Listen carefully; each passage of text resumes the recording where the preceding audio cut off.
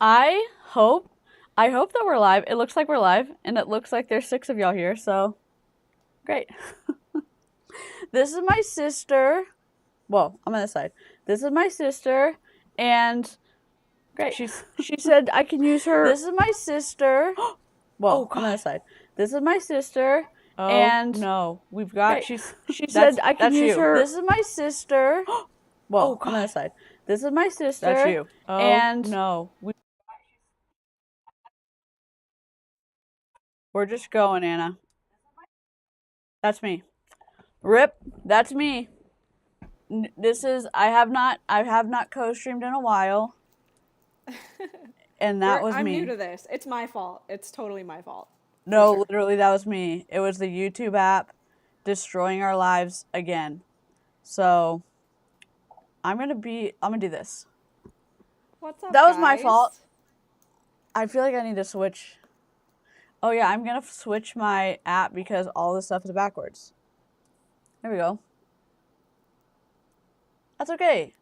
We'll fix it in post, which is a joke because we can't fix anything in post on a live stream.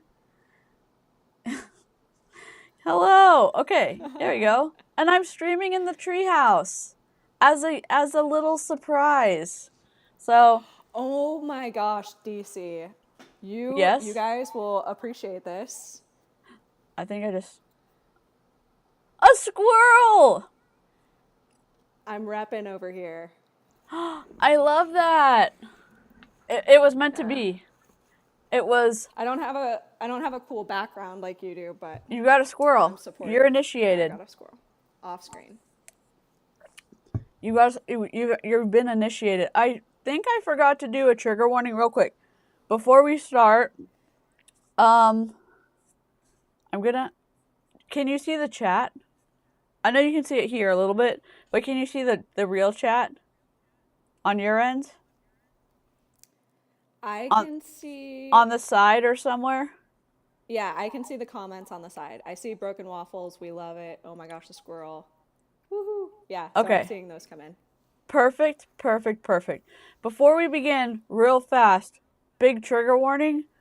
This is not an MLM we're doing today. It is a potential... Well, it's a case about the death of someone. I'm smiling because I'm nervous. We think it's a murder case. It's a unexplained case of a young man who died. And so that's the politically correct way to say it. But trigger warning for y'all, we're going to be talking about a very tragic case of a young man who was found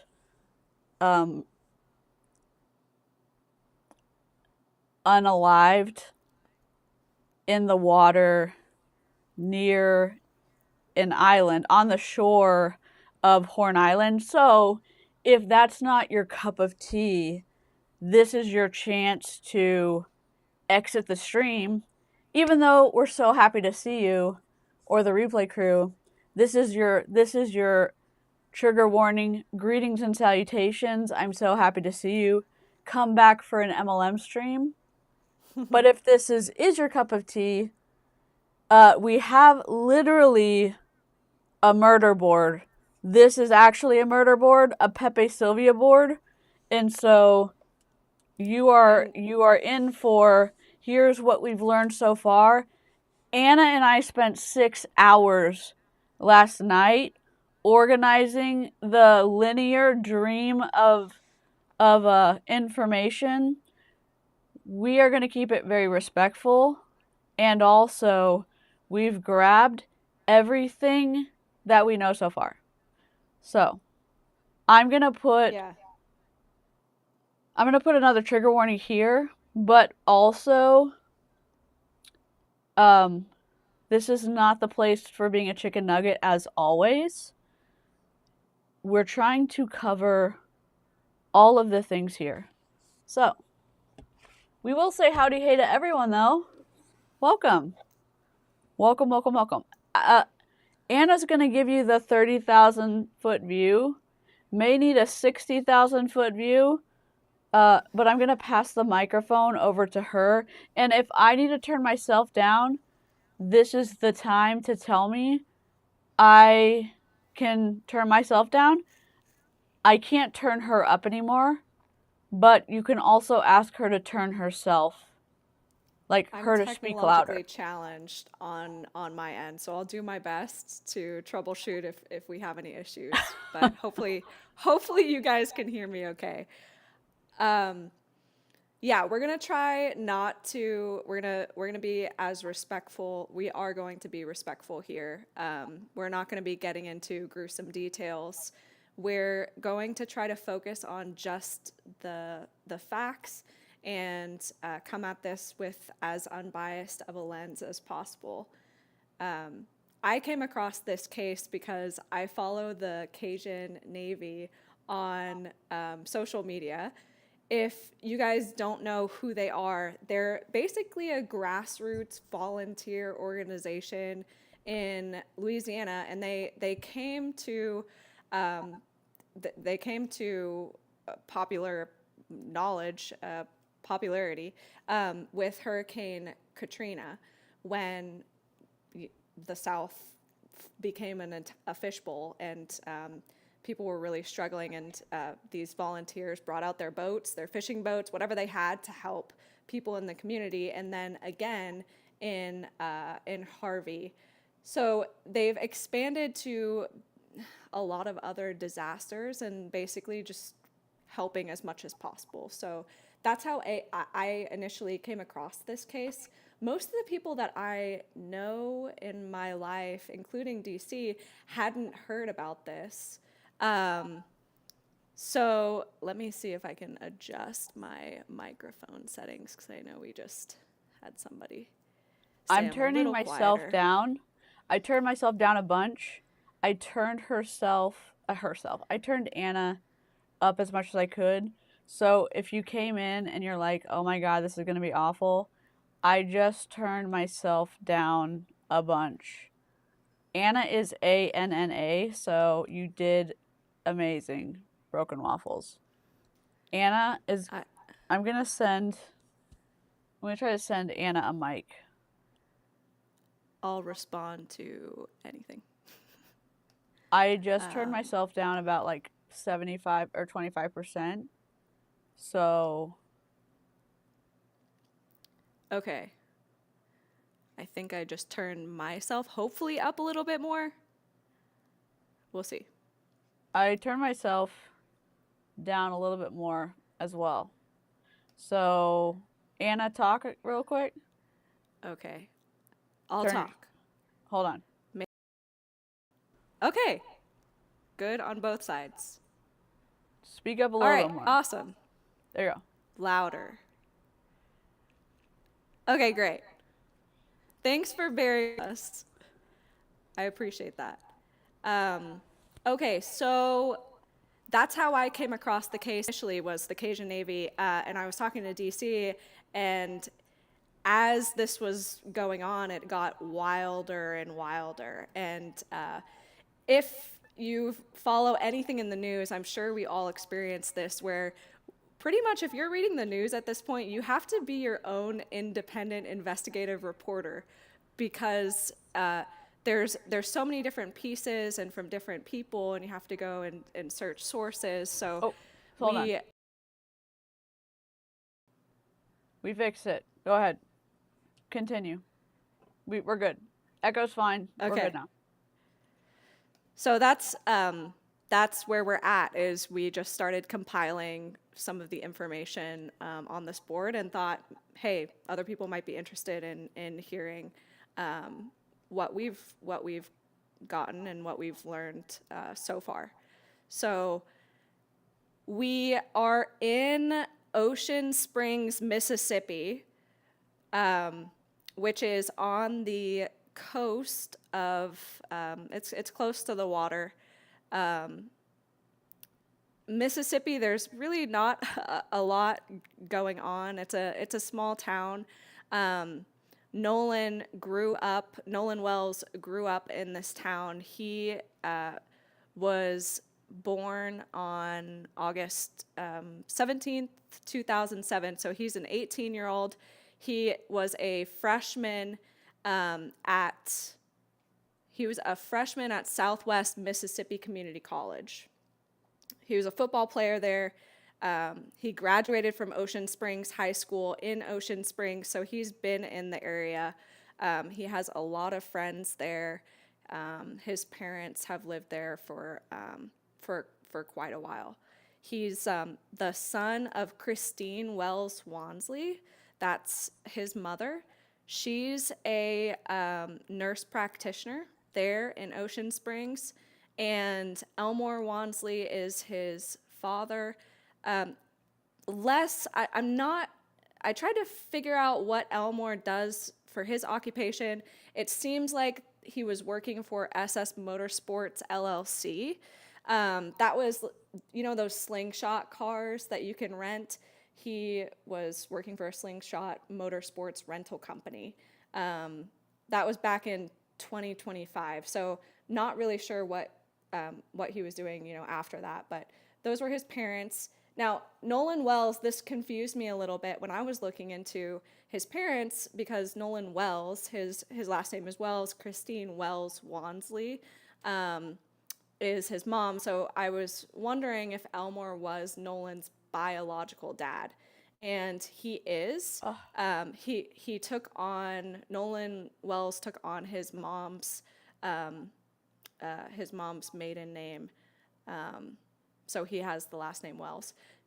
He has 5 other siblings. So he has 3 older siblings, Carlicia and Jalen and Jaden Briscoe. Those are from another, I'm not sure if it was a marriage or a partnership, we're not sure, but he grew up, Nolan, in the same household siblings from a young, and then he has a younger brother, Ethan Wansley, and Elmore Wansley Jr. Okay, so that's his background. He was a very fun-loving, friendly guy with a lot of friends. Very active on very athletic sports team type of kid. So this all started July 4th. Yeah, let me open the thing. Open? I'm going to open the... Okay. Yeah. Okay. Let me move... hold on. I messed this up. Let me just fix this real quick. We've got you aboard.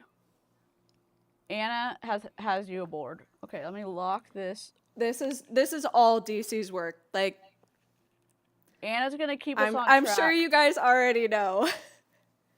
Anna is the chronological streamer of your dreams, okay? Let me just move this. We're trying to get this to be like, hold on. We're just moving you a little bit. So as she's going through that, the way that we structured this timeline, we tried to keep it as close to what's going on and when we found out the information. But you'll see some of these arrows because some of the information we found out later after that date, but we backfilled with a video that allegedly occurred during that time frame. So we'll go through that in more detail as we go. Okay. Just tell me where to move it. I'll follow you. Just kind of point, and then I'll move the deal. Yeah, I think let's go to the map first. This is DC's favorite carpet map. I don't know if you guys have you guys seen these where you have the cars and the road rugs. If you played with one of these, drop a 1 in the chat. The little car road rugs as a child. I don't know. All right. Kids are still playing with these nowadays, right? If they're not, it's a sad day. A carpet map, yes. I hope it's still Listen, going on. listen, listen. Live chat already knows I adulterate things all the time, and I'm trying to be respectful. I just thought it was a cute. I thought it was a cute visual way to like to not that we're being disrespectful. I just thought that it was like, here's Horn Island, and honestly, when you see the pictures of the island in real life, this does not look like it.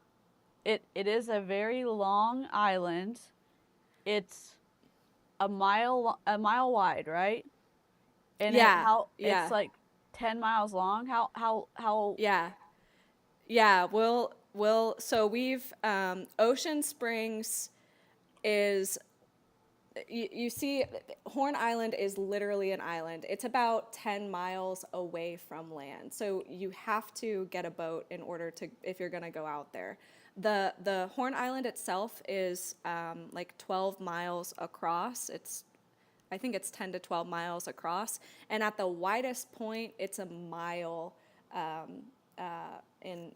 its widest point on the island. So it's fairly large. It's pretty big. Yeah, I'm seeing in the chat that we have some carpet maps. We definitely grew up on that. Broken waffles. I love me a carpet map. Yep, yep. My yeah. childhood. That's awesome. I'm just gonna put this up here. There we go. So yeah, it's actually like fairly accurate. You can camp out on this island. Like you can dock your boat.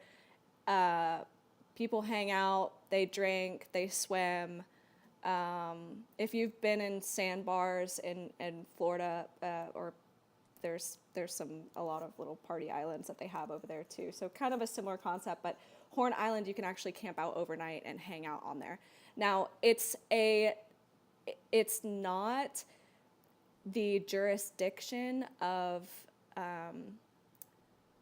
the same county, which is Jackson. I believe it's Jackson County, for Ocean Springs. So it's actually under the jurisdiction of the park rangers because it's a national park type situation, and that will come into play in the actual investigation. So Yeah. so we have Nolan Wells. Okay. It's July 4th weekend. July 4th landed on a Saturday. July 3rd, where that's obviously a Friday. Nolan leaves his parents' house for a sleepover. So he says goodbye to his mom. These weren't uncommon. She wasn't expecting him to check in all the time. She knows that he's with his friends hanging out. So he leaves the house and for that sleepover. And he's in college, right? He's at community Yeah. college. It's not. Yep. It's not like, oh my God, It's not like, oh, he's gone on Friday. Like, big deal. Yeah. He's a sleepover. Like, okay. Yeah. He's an 18-year-old. He's young still, but he's in college at this point. He's gaining a little more independence. His parents have three older kids that are at this stage. So it's not a helicopter type situation at all from what we're seeing. So he goes over to spend the night. He is going with his friends to Horn Island to hang out. This is where we start to get into all of the different stories that are going on during this time. I'm gonna tell you what we know as we were going through the story, okay? And so what we know is he went to Horn Island and his parents didn't hear from him for the rest of the day. It gets to be later that evening on July 4th, and Christine Wells Wansley, Nolan's mom, starts to get worried. She contacts one of her friends, Tamisha Hands, and Tamisha Her son is Javon, and Javon and Nolan Wells are friends. And so she's Can you spell that asking again? Tamisha, Tamesha. Okay, Tamisha, what's her last name? Hands. I think it's hands, plural. Yeah. Like that? Hands. Okay. Yeah. Yeah. Is sorry, I just don't remember. I know you said that last night, and I'm like, I just thought it was important. Yeah. Yeah. Yeah. And So, live chat, if you have questions that come yeah. up, it's we're gonna like I think we're gonna keep my plan is we keep covering this as we get more information because I think it's something that would be interesting to keep on the timeline. But what's also interesting is if y'all have questions that we haven't answered or asked, we'll put them on the board with the sticky notes and we can answer them as we go if we even have the answers, or we can answer them in the Yeah. future when we get the answers. Christina or Christine calls. She calls Yeah. Tamisha. Yeah, so Christine reaches out to her friend. She hasn't heard from Christine hasn't heard from Nolan. She's starting to get worried. So she calls her friend to see if maybe the boys are hanging out together, and maybe they know what's going on. So Tamisha is actually with her son Javon at that point, and Javon says, "Well, let me check his Snapchat and Okay, see and how do where you he's spell at." Javon? Jayvon. And Von. his Okay. yeah, and his last name is Williams, Javon Williams. Okay. And we are gonna do we are what I've tried to do is every time we have a name, we're trying to do it in blue, and I'm trying to do first and last name every time we write it because it's sometimes overwhelming to keep people straight if you're just coming into what's going on. One, if you're not, I say invested, if you're coming into what's going on, because this gets twisty fast, in my opinion. Yeah. And this might not be a fair take. I say fair take. I'll just be. I will be non-politically. I say politically correct.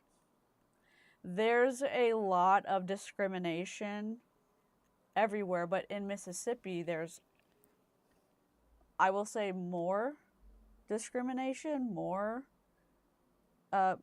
leftover, carried over. I don't know the right word. Maybe Anna has a better way to say it. Racism than in different areas, and so with this story, we're not sure if there's been an impact as you begin to hear what's going on, as we show y'all as this has played out. There's lots of weird questions that come up, and so one, the questions that y'all end up, maybe the ones that y'all start asking that we've asked, your ears start to perk up because of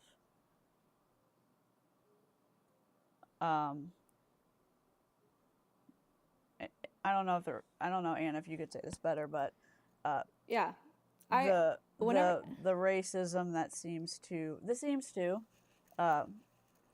maybe start to sometimes. trickle. Sometimes it happens, and Yeah. then making sure that that doesn't pop up and spoil Nolan Wells' chance to get a fair investigation into his death.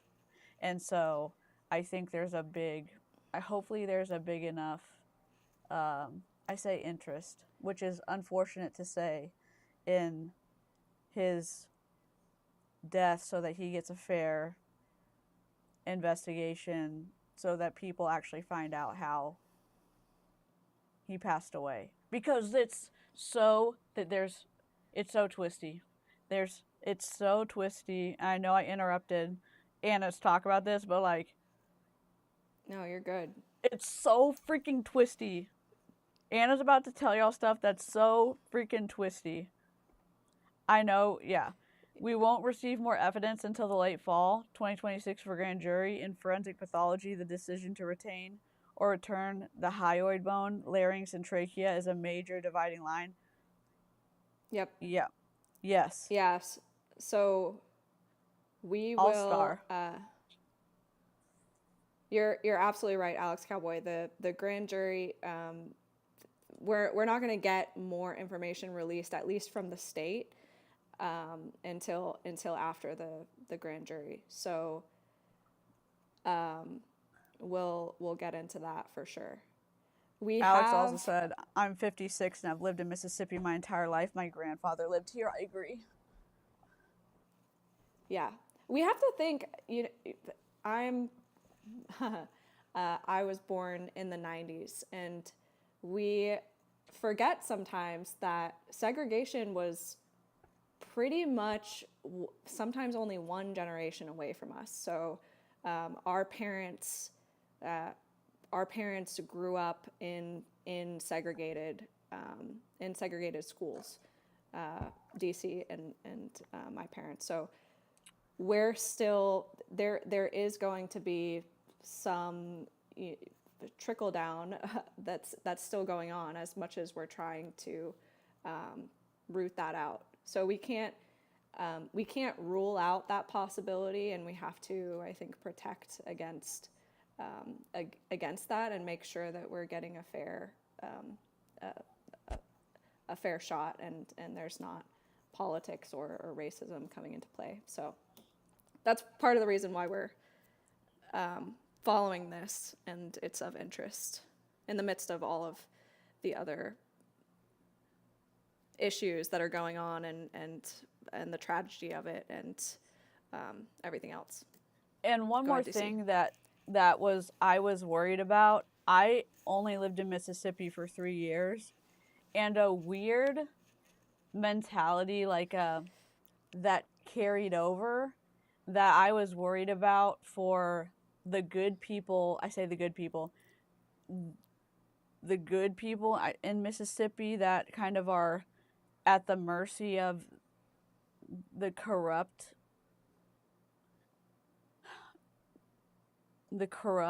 people, is this mentality of, well, that's just the way it came out of the oven. And if you've lived in Mississippi before, I think you've kind of run into that. It's hard to explain. It's really hard to explain unless you've lived there. My physical therapist, who was born there, I'm downtown at the medical center a lot, but I've run into several people who grew up and and they're like, oh my God, I know exactly what you're talking about. And I was worried. And I was telling them about this case, and they were like, I'm so glad that his parents are able to get the lawyer they were able to get, and the other unbiased autopsy. I know we're going to talk about it, but they were like, Yeah. She was like, I'm so glad that they were able to get outside help to come in, because you just don't know. And even if, I know I'm like spoiling what we're doing, my side commentary is why I'm not a good chronological person, but like, I just, we should just keep talking because I'm like, oh my god. Yeah, this is this one hits crazy for you. I Yeah, know it hits on a lot of things that yeah. you've seen, and I'm just you're a total justice warrior, which I really appreciate about you. So I love that. That's great. Rhinoceros, I just saw your comment about there's another case about a man going missing on an island over holiday weekend, but that man was in the military. That's wild. Yeah, I haven't heard about that one yet. oh. Okay, so Mm. Nolan goes out to uh, on July 4th onto Horn Island on his friend's boat. We have a picture of them that comes out the next day. So we don't see this picture. We're finding this out really on July 5th when Christine is asking for anybody that has any information about her son.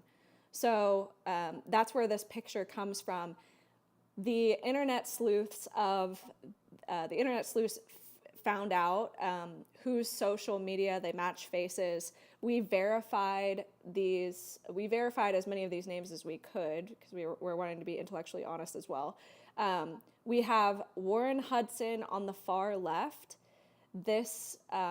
We have Eli Jax Patalo. We have Nolan Wells, and then Eric Alcantara. Most of these boys have shut down, deleted, made private their social media accounts at this point. So there's not a lot of information that you're gonna find about them online that's accessible, but those are the ones in the photo. Now the owner of the boat is a boy named or a young man named Wyatt, and we'll get into a little bit later how we know that it's his boat. We And we're have gonna a have audio couple. too, right? Yep, yeah. So we have some of the boys, some of the guys, the young men. I don't want to call them boys because they are over 18, but at the same time they're not really full grown adults. So Yeah. Anna forgive and I me are if into I our auntie age, so like we're gonna call kids yeah boys. Like, yeah. yeah, So those forgive us, whippersnappers. Like, young men, young men. yeah, yeah. There's a couple of other people that we know for sure were on Horn Island that day, but that weren't, on that picture of the boat. We know it because the sheriff, Ledbetter of the Jackson County Sheriff's Office, has talked with some of these boys, and also in various interviews Christine has mentioned some of the names of the boys on the boat, and the friends themselves have said, yeah, we've been there, but we don't know what happened. So we have Warren Hudson, who's pictured. We have Tristan Shepard, who does talk to the media a little bit later on. We'll get into that. We Wait, have why am I not Eric writing these down? I have him noted down, but you can write them down now Where if you where should want. I put that? Can you put that in the chat so I can copy and paste it? I can, But yes. where should that sticky note go? I I'm keeping a running list so I can keep an eye out for when they do stuff on the media or when they, are posting. So I don't know how you want to put it on the timeline because they haven't all spoken out publicly yet, if that Okay, makes so our sense. color for like important information but not yet verified, I think that should be orange. No, no, no. I think it should be oh god, what color? Pink. Perfect. Here. Yeah, Perfect pink. pink. Pink. Yeah, so we have Eric Alcantara, who's pictured. We have Morgan Seymour. We have Wyatt Pyron, who is the the No, grandson or son orange. of Do the one orange. whose boat it is. We have Javon Williams, which is Tamisha Hand's son. So he was there on the island. And we have a girl named Katie. So those are some of the characters that we'll get into. So as we're looking at this picture, it's not just that he went out with three of his friends. There are a lot of his of friends that are also out there with him, or And at least they went there at the same time. just because we have this picture of 3 white kids and Nolan was black does not mean we're insinuating that these kids had something to do with Nolan's death, or that because they were white and Nolan was black that it was has anything to do with why Nolan was found dead. We're saying that because of the other information, the picture was potentially important to have on this timeline, and we're still adding to the timeline. Again, please read the scrolling ticker at the bottom. Don't contact, harass, or send hate to anyone mentioned in this video. Y'all know to not be a chicken nugget. And also, if you have any other important things for us to add, you can email them to us. But we're constantly adding to this.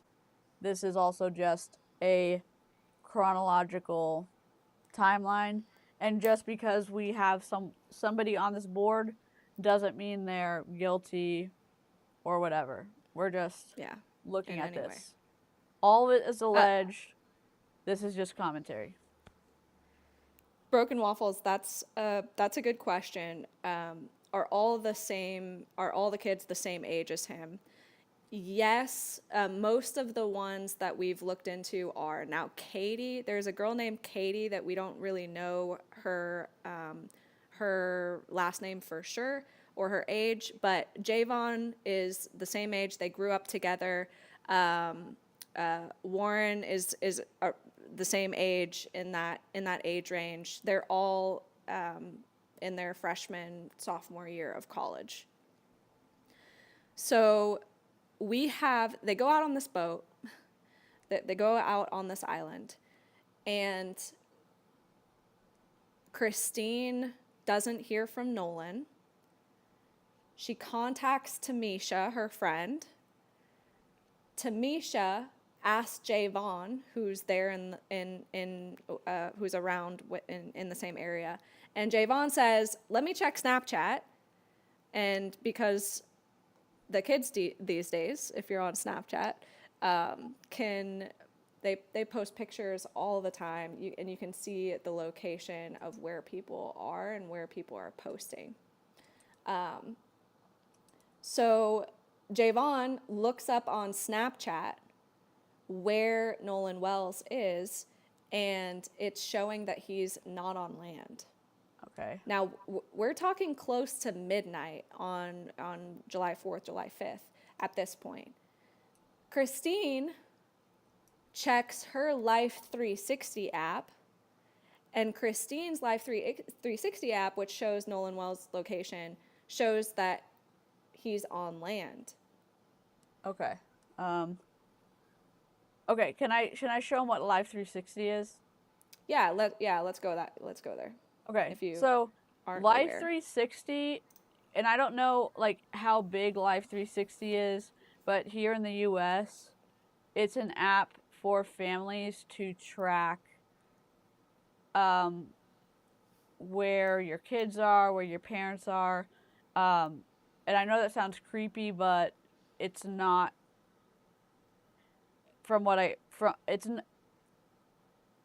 Maybe it is, maybe it isn't, but it's for like if your kids have cell phones,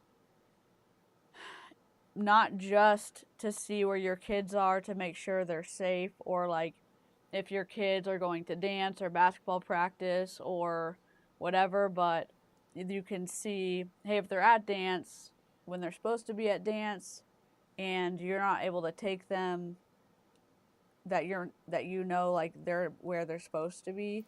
You can get notifications when they arrive, when they leave a place. You can preset those things. And you can also retrace their steps. Yeah. And which is pretty interesting that it's going to have a ton of information for the investigation. It's going to have a ton of information for Christine and Elmore's lawyer, Ben Crump, because they're going to be able to see all of Nolan's steps on the day before or the day of that he passed away. So I hope. Yeah, if you're on the tail end, I'm almost a Gen Z, like tail end of a millennial, almost Gen Z. If you're any older than I am, like we really didn't grow up with a lot of these tracking apps, but it is pretty common, especially as kids are getting cell phones younger and younger because the parents want to be able to contact and stay in contact with their kids, and they view it as a safety thing. So it's fairly common. And then Snapchat has a chokehold on Gen Z. So I know a lot of millennials up don't really use Snapchat, so we thought it might be helpful to just see what what Snapchat is, what it kind of looks like, what the interface is. So that might help give you some context into. We have a 2-minute video of showing what Snapchat is, because my audience has a range, but also there's a whole range of people who are passionate about people getting justice, and they're also not sure what Life 360 is. Like Anna's saying, they're not sure what some of this technology is, and it's important for them. I don't know. Context is important, and if they can get all that data in one spot, they don't have to go everywhere to see. But again, Life 360, it just tells you a bunch of stuff, like if your kid's battery is running low. Also, if they're supposed to be somewhere, what if they don't arrive? There's a timer and again, his stuff's probably not on there. This is probably more for like a younger kid, but it's just a pretty powerful app for. You can also set it so that if your kid is starting to drive, you can set it for a speed limit. So if it detects that you're going faster than 80 miles an hour, it'll send a notification to the parent's phone, and it'll let you know, hey, your kid's like either driving really fast or in a really fast driving car with somebody else. So it has a lot of interesting features. Some people are for it, some people are not for it, and Yeah. It's your But choice. all that to say, Christine and Elmore had this app and on their phone, and Nolan had this app on his phone. And so this is the video for Snapchat.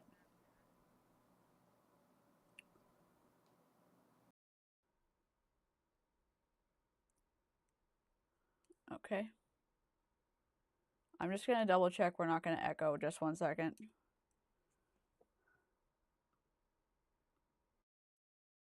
Whoops. Yeah, it has a speed limit. It's a wild.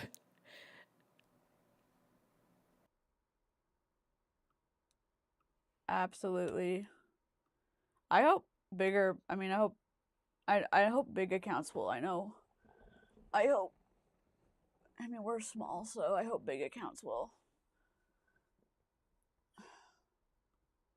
In this guide, I'm going to show you how to use Snapchat for beginners. It's going to be the ultimate Snapchat tutorial intro. First things first, go ahead and download Snapchat from either the App Store or the Google Play Store and open up the app. And then from here, you need to either log in or tap sign up to create a new account. When signing up, enter in your name, your email, your password, and choose a username that you're happy with. And once you're inside Snapchat, you're going to be put on the main camera screen. Yeah. I know this looks like overwhelming. This is your phone. It's a program, just like Instagram, Facebook. Think about it it is the equivalent of having an app on your phone. You're going to use it to post, connect with people, It's going to have like a mailbox, a message center. It's overwhelming. Just like think about it, just like any other program. It's going to look like you're never going to want to use it because there's so much crammed in one place. You're learning about this because Nolan used it. He liked to use it. And his parents said he posted to it every day. And what you want to know is he would never delete anything off of Snapchat. That's the important part here, I think. That's what I'm taking from this. So like the overwhelm is to not say like, holy shit, this is overwhelming. This is the program that Nolan likes to use. You use it on a cell phone, and Nolan would never delete any information off of this. I know. Yeah, We're all old. Yeah. a lot of older people don't use Snap because you're pretty much just sending pictures back and forth. So Instagram, you're posting a picture and you're writing a caption and you're sometimes engaging in the comments. In Snapchat, it's like times 10x. You're taking a picture of your food, you're taking a picture of a silly face as you're doing something, and you can post that privately, like post it, send it to your friends, and have conversations there, or you can post on your story. It's really more pictures based than Instagram and faster than Instagram is with pictures. So it's it's almost like Insta on steroids is how I would describe it. It's like a video conversation or a picture conversation back and forth. And Yeah. Yeah. I haven't used Snapchat since I was like 13. Yeah, for sure. Yeah. That's great. We're learning about it, but like, don't miss the forest through the trees. Like, we're learning about it because of Nolan. So, anyways, here we go. You could tap the circle button to take a photo, or you could go ahead and hold it down to take a video. At the bottom, you'll see different tabs. The chat icon takes you to the messages section where you could see all your friends, so you can message them from there. The little like people icon is going to take you to the stories page. These are probably going to be the main 3 tabs that you'll be on. But you also have Spotlight, which is kind of like TikTok, or you also have Snap Map, which is going to be like location-based stuff. But the process is really that simple. Let's say you go ahead and want to add some friends. So tap the little like person icon with the plus icon up in the top right. This is going to take you to the add friends page where you can go ahead and add your friends from there. There's also notifications on here as well. But to send a snap itself, go ahead and take a picture, and then you can edit it, do whatever it is that you want. For example, you could add text, you could go ahead and you can make stickers. There's a bunch of stuff on here. It's worth messing around and playing with. There's also a bunch of filters too. So go through, choose the filters that you want, and then hit send and send it to whoever you want. Your friends will appear in here. It's that simple. Before you leave this guide, make sure to like the... Okay. There's a one piece... There's a location based right here. Yeah, right there. So in Snapchat, I wish we could like log in, but anyways, in Snapchat, you can see a map of your area, and you can see your friends as, you know, whatever their avatar is, or you can see other public profiles that made their location public. So you can see where your friends are, you can see what they're snapping. It's a cool for them a cool way to stay in touch. So Javon, Nolan Wells' friend, gets onto his Snapchat, opens up the map, and sees that Nolan's last location, it's showing him on the water still, essentially. And Christine checks her Life 360 and sees that the phone is on land. Christine and Tamisha and Javon go and get the phone from that location because they were closer, and they meet up. After they get the phone, they meet up at the house where Nolan Wells' car is parked. from that overnight. Okay, so I think from here, let's go to the interview with the parents This of one right here? Christine and yeah. So in this video, you'll hear from Christine and Elmore talking about that night specifically and what happened. Okay.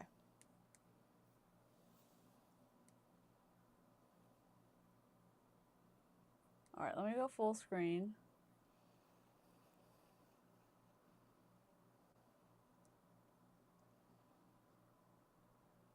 Okay. Chat, tell me to turn the volume down or up on the video, depending. Okay, this guy over here in the yellow tie is Ben Crump. The guy behind Christine is Elmore, her husband. And to the left of Christine is Reverend Al Sharpton. Yeah. If he's very notable as well. We'll get into Ben Crump a little bit more, but go ahead. Sorry. Everyone, for being here.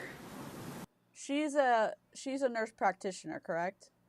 Yep. Yeah, she's a nurse practitioner. I'm not really sure what Elmore does currently right now, but it's standard, business rental type things. Live captions are on bottom left-hand corner, so if you need captions, they're there. This is not how I wanted the world to meet my son, but here we are. So, as you know, I'm Christine Wells Wansley. I am Nolan Wells's mom. And Nolan is the kindest soul. He never met a stranger. He loved everybody. He didn't care if you were black, white, purple, green, looked like a marshmallow. Like, he just wanted everyone to be in peace with one another.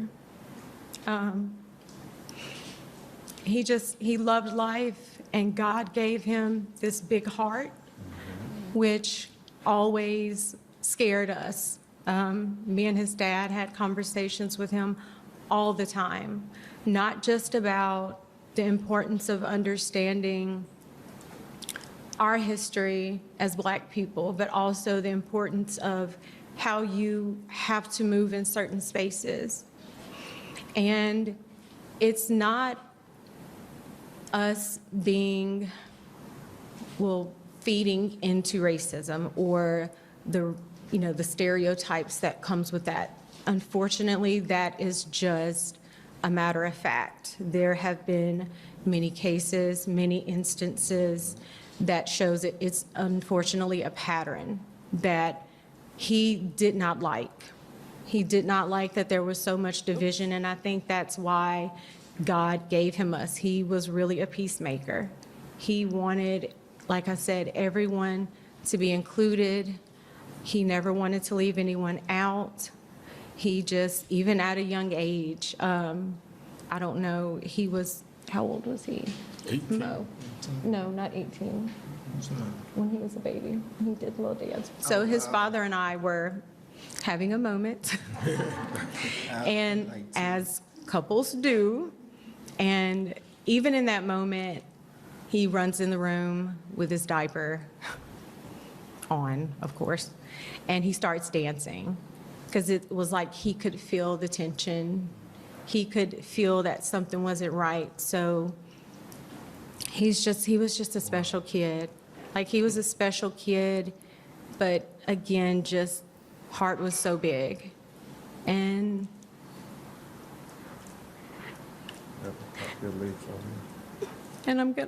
we're gonna miss him dearly.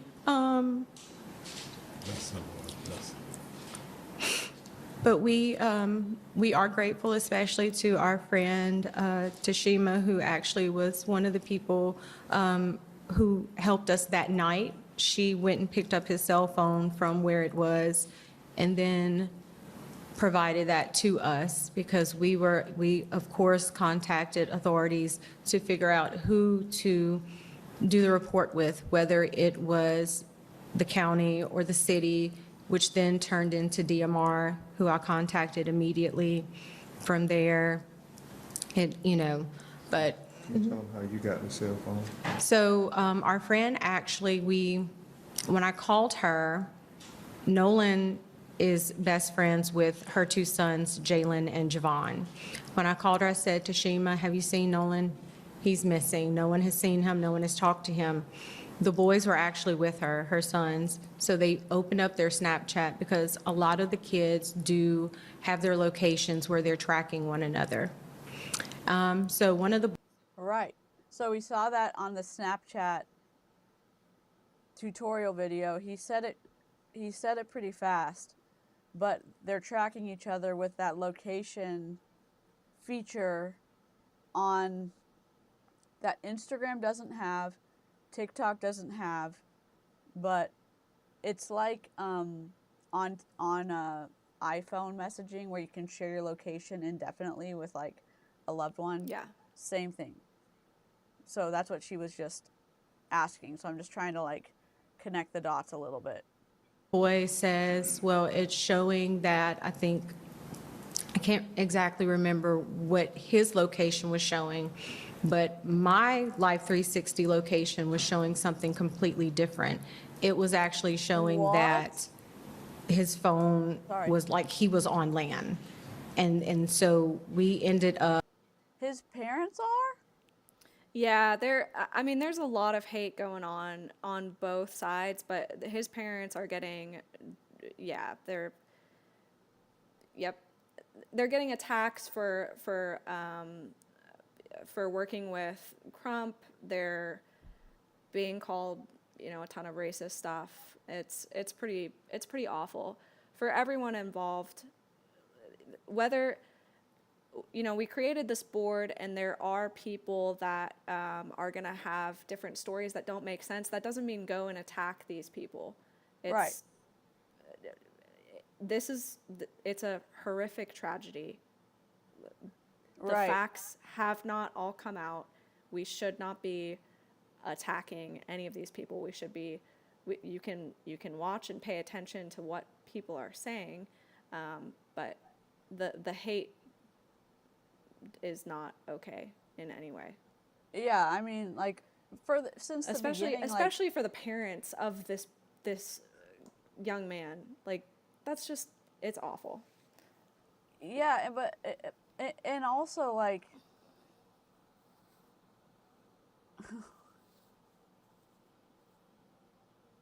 well, let's just keep watching the video because I'm about to I don't want to go on it. I'm gonna rage. DC's about to go off. she received the phone from that parent, and then we met up where his car was, which was at a separate location. There were issues obtaining the key, but even so, there was just a lot of. Tell them about what happened with the key. So I'm going to let my husband tell you about that because he actually went up to the door to get the key because at that point, I was just not in my right mind. This has just been an awful situation, just terrible. Elmore Wansley, the father. Okay, so the situation with the key. When we got to the house, a few of his friends, they were already there. And they were at the door in the house asking questions. So when I walked up, they were getting, things were getting kind of tense. So I turned to them and told them, I need you guys to calm down. I don't do this to me right now. I need them to kind of trust me so they can give me something. So I was able to calm them down. So the guy, he's in one of the pictures, but he came out of the room, half asleep or whatever, I think Jack's or whatever. And I said, look, I'm Nolan's father. I'm here to get his keys so I can get his car. I said, he's like... His car was in the yard. His car was parked in the yard. So he was like, I don't know, man. Nolan's like my brother. I said, well, if Nolan was like your brother, would you please go in your room and see if you can find my son's keys so I can take his car home? He walks off, 2 or 3 minutes, come back. I can't find the keys. I said, okay. So at that point, I get the boys and I move them out the house because I didn't want them to go into the house and start tearing up these people's houses because then that would be a whole nother situation. So, So walk DC, outside pause by the it for a car. second.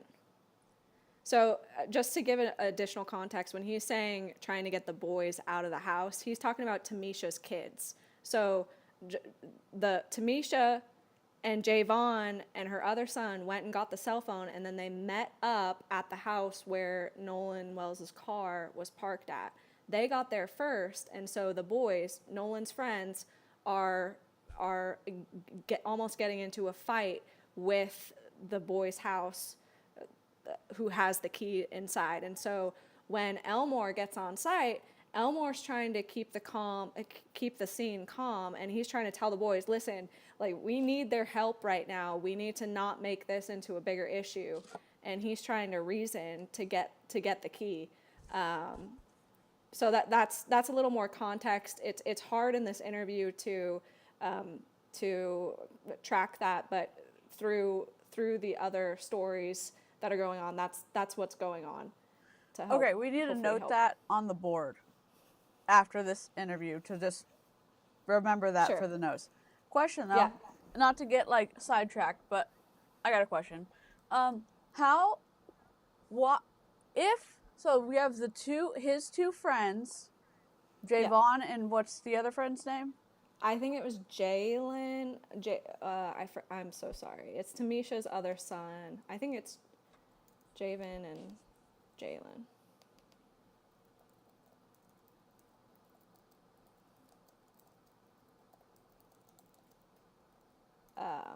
But what were you gonna say?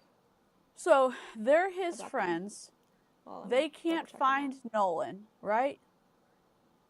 Yep. At this point in time. And the other boys Yeah. have his It's Jalen. keys. They know that Nolan's missing. Right? That's Yeah. Nolan's dad. They know Nolan's dad. Nolan's dad's trying to get the keys because everybody knows Nolan's missing. Why is there a hullabaloo with the guys who have Nolan's keys and they're being difficult about giving the keys to Nolan's dad? Yeah, that's a great question. Like, I'm just thinking to myself, okay, yeah, wouldn't you want to friend- do anything that you could do to help if your friend was missing and their parents are at your door in the middle of the night? Let's just pretend Broken Waffles is missing. Not that I would ever wish that on Broken Waffles. And I've got Broken Waffles keys in my house. And Anna comes over and it's like, oh my God, Broken Waffles' keys. Please, we need Broken Waffles' keys because we're looking for Broken Waffles. Then Broken Waffles' parents come too and it's like, we need Broken Waffles' keys. Broken Waffles is missing. We're looking for Broken Waffles and we need Broken Waffles' keys. I'm like, oh my God, Broken Waffles is missing. Here, please. Here's Broken Waffles' keys. Oh, let me help look for Broken Waffles too. Yeah, even if you didn't know where it was. Let's say he genuinely didn't know where it was in the house. I would be destroying the house trying to find. I'd go get a metal detector.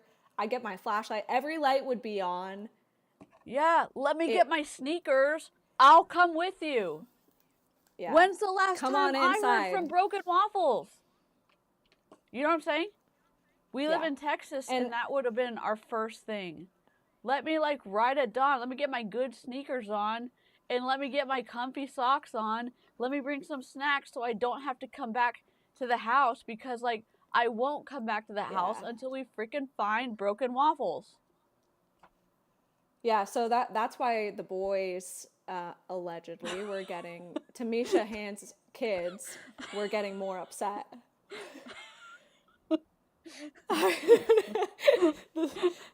I don't know whether to be honored or honored horrified. or horrified. I am the subject of this metaphor. Oh my gosh. Oh, Like, that's great. you know what I'm saying? This happens all the time. I hear stuff like this, and I'm just saying to myself, where is the rage or where is the lack of intense, like, I'm going to ride at fucking dawn for my friend, for my sister, for my brother, for someone. It's like, huh, I'm going to keep the keys because I don't know why. My friend's missing. I've got the keys.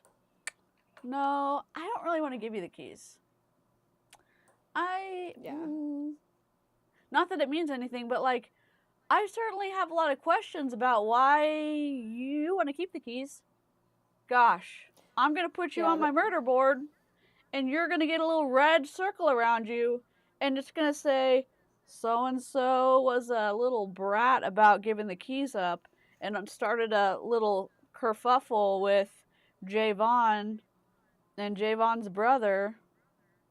And then Elmore had to keep y'all from getting into a scuffle because Elmore wanted to make sure he got the keys. Come on.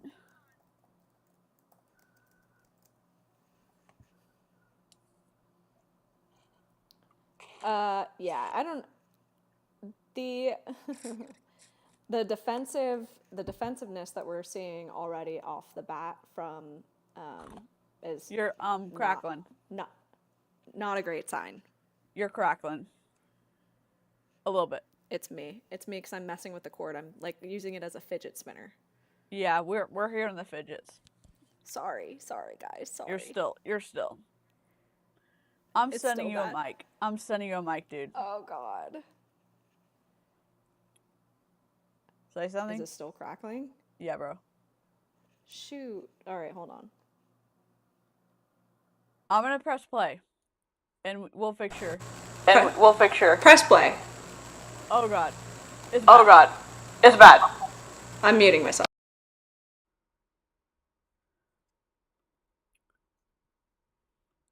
One of the guys that was in the house with us, he was on the phone with a Oh, I hear you. girl, and the girl. Is it me? 629. Hold on. And No, I hear. Is it me? What?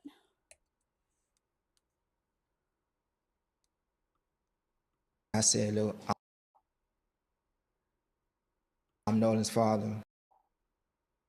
It's me. I don't know.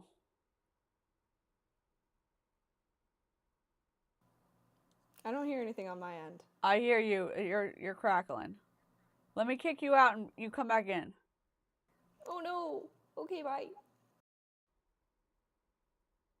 Sorry, chat. Am I crackling? Dear God. Hold on. I'm here to get it. Oh dear God. Let me refresh. 629.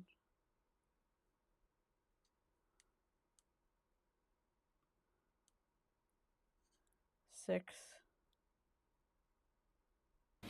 So walk outside by the. Oh God.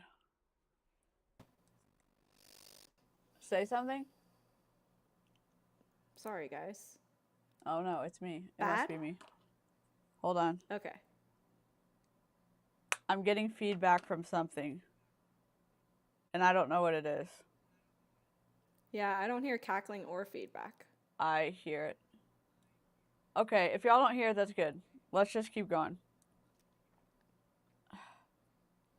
The car. One of the guys that was in the house with us, he was on the phone with a girl, and the girl told him that Nolan's keys were on top of this Jax guy's Xbox in the house because apparently she was there with him earlier. So he goes back up to the door by himself, and 5 minutes later, the keys come out. So now I feel like you done lied to me. So now I'm really like in distress with you. But as far as that night goes, if I knew anyone who had a boat, I would have went out that night looking for my son. We tried, but I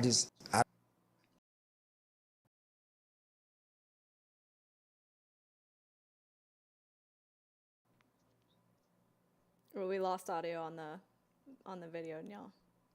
DC. Hold on. Sorry, let me see if I messed that up. I probably messed it up. Can you hear me? I can hear you.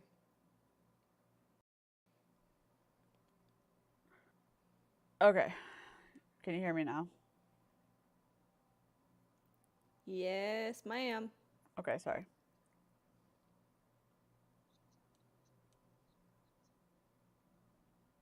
Hold on. Y'all probably can't hear the deal now. No, not the video. Right. So hold on. Ugh. I know. Hold on.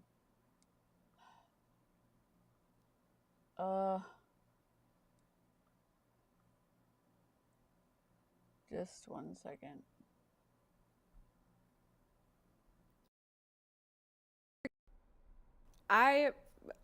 I'm too young to have experienced that. Was already desegregated by the time that I came along, but conversations from my dad, who grew up in Boston, during that time, it was rough. It was a rough time. People would move out of neighborhoods with black people in them. It was Okay. And then you would have I was watching something the other day about it was not okay for black people to have vanilla ice cream. They couldn't have vanilla ice cream except on holidays. For What? Yes. Yeah, it was they couldn't have it in public. That was reserved for the white folk. And They asked so me they to eat. came up with the butter pecan flavor. That's why it was so popular in the South, is because that was an alternative, and pecans were it was native to the South. It wild stories that unless you talk to the people who are growing up and experienced it during that time, you don't know. Oh my God. Yeah, and Danielle, DC, I don't know how you handle kicking people out of the Who am I chat kicking if out? they're Santiago for Hernandez. Okay, got it. If we need to. I saw an earlier comment. Okay, just do I ban him? You want me to ban him? Just tell me. That's Broken waffles. it. You can ban Yeah, him.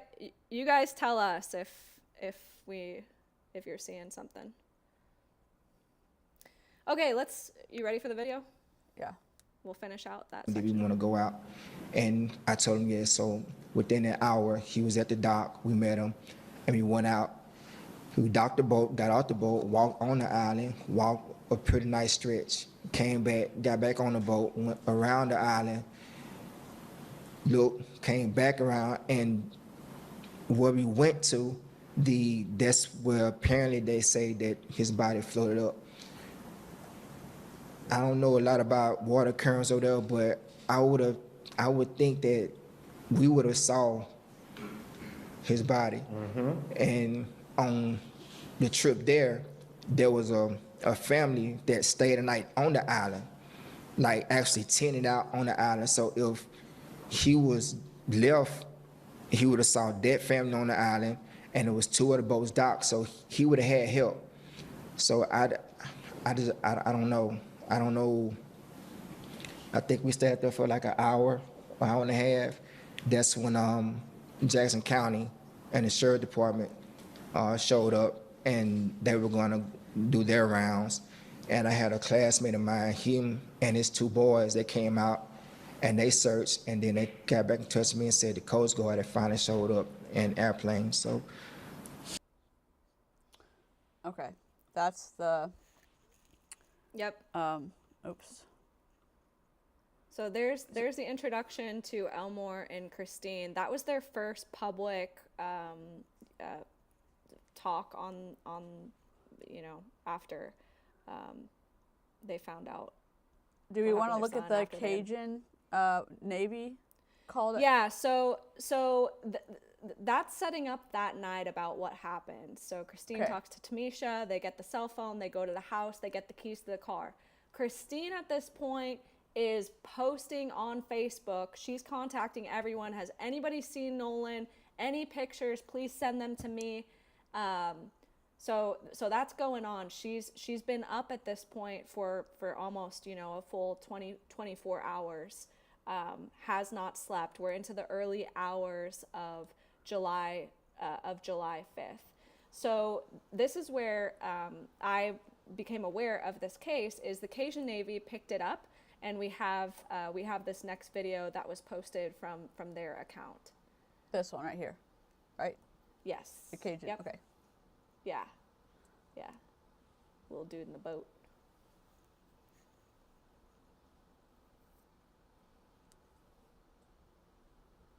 Hey guys, good morning. Josh Gill, 5 July 2026. Really important. I know you guys are going to be out on the boat today. Enjoy your day. If you're going out towards Horn Island, I need you to keep your eyes out for 18-year-old Nolan Wells. Black young man, about 6'1", 180 pounds, was last seen on that north end of Horn Island. Guys, he hasn't been found. Okay, he was last talking to a girl on that north end. He went out to Horn Island with some buddies yesterday out on a boat. He's not been heard from in close to 24 hours. So guys, if you're out there fishing, if you're out there, you know, jet skiing, doing whatever you guys are doing, keep your eyes out for Nolan. Family's going to be out there in the boat searching. We're going to try and get some air assets up there. We know there's surface assets around. Coast Guard's been notified. Local police have been notified. Guys, please keep your eyes out. Look at the poster. Look at the pictures. Let's see what we can do. Let's find this young boy. His mother's worried sick. Let's do what we do, guys. Love each and every one of you. Be safe. I hope you all still have 10 fingers and toes. Let's do work. So, Okay. Anna, real quick. Yeah, go ahead. If people are just popping in again, I know that you've talked about it again, but just in case like people didn't understand earlier, explain the Cajun Navy again. Yeah. Because Yeah. if you're not from the U.S., if you're not from Louisiana, Mississippi, you don't understand Hurricane Katrina and what happened and how big of a fuck up that was and like how much that destroyed like a big chunk of like everything so here. Hurricane Katrina devastated, most people know this, devastated New Orleans and Louisiana. They weren't properly maintaining the levees. The government knew that it needed to be repaired, and it was left neglected. We knew that if a horrible storm was to come, that it was going to be disastrous for the city, and lo and behold, Katrina came along and the levees broke and it killed thousands of people, and so many people lost their homes, their businesses, etc. And the state emergency services were not prepared for what happened and getting people out. So you had this grassroots volunteer organization, just these good old boys who had boats, fishing boats, whatever they had. They were going out and helping people in the streets, getting them out of their homes because everything was flooded. And so that started back in, Katrina was 2004, 2005, I think. And every hurricane or, major disaster really since then that's been in the southern United States, they've gone and helped out. So Harvey, when that devastated Houston, the floods that happened in Texas, I'm more familiar with Texas just because, I live there, but they've gone over into Florida and helped with some of their hurricane stuff as well over there. So it's a grassroots volunteer organization, people with boats, people with helicopters, like whoever it is, they're just helping out as much as they can. So they picked up that story. They're posting it. Anybody with boats trying to go out and help. Christine, at this point, had already filed him as a missing person. She had contacted with the state and the Coast Guard. There was a little bit of confusion about who has jurisdiction over Horn Island. It's not the county. It is actually, it would be the Coast Guard and national parks or the park rangers or whatever. But everyone started to come in and try and help at this point. Now, she's posting on Facebook asking for the public to start, you know, helping her out, sending pictures, etc. And this is where we start to get, that's where we get the boat picture. That came in, that boat picture of Nolan on the boat with his three friends. There were other friends that went, but that's when that picture came in, is really on July 5th, that Sunday morning. And also we see this video start to surface. It started on TikTok. So we can play that video, Neil. You know what's wild about TikTok? And we'll talk about TikTok in a minute after we watch this video. Turn the sound on.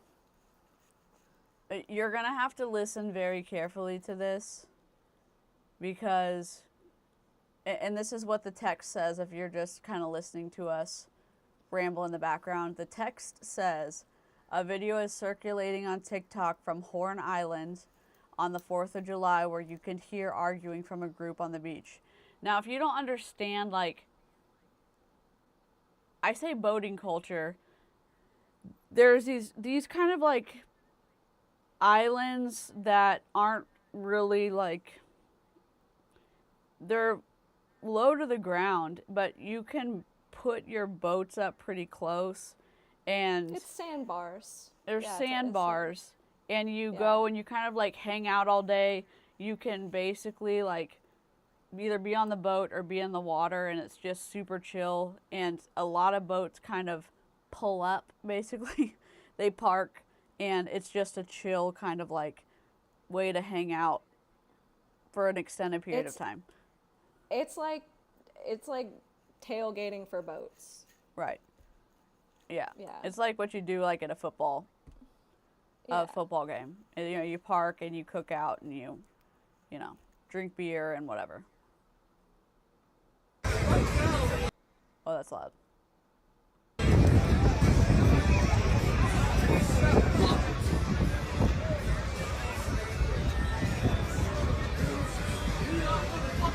So you see people in the water standing.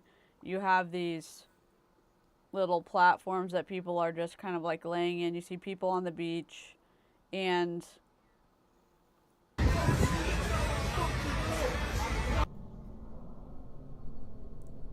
now it's slow motion.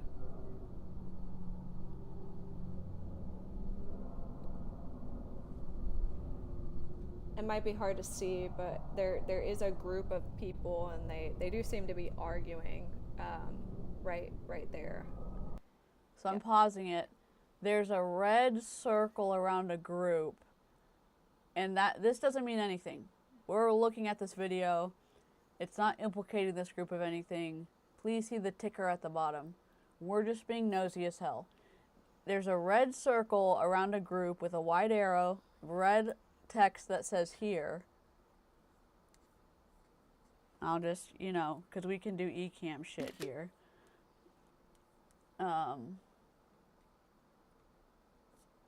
You're welcome.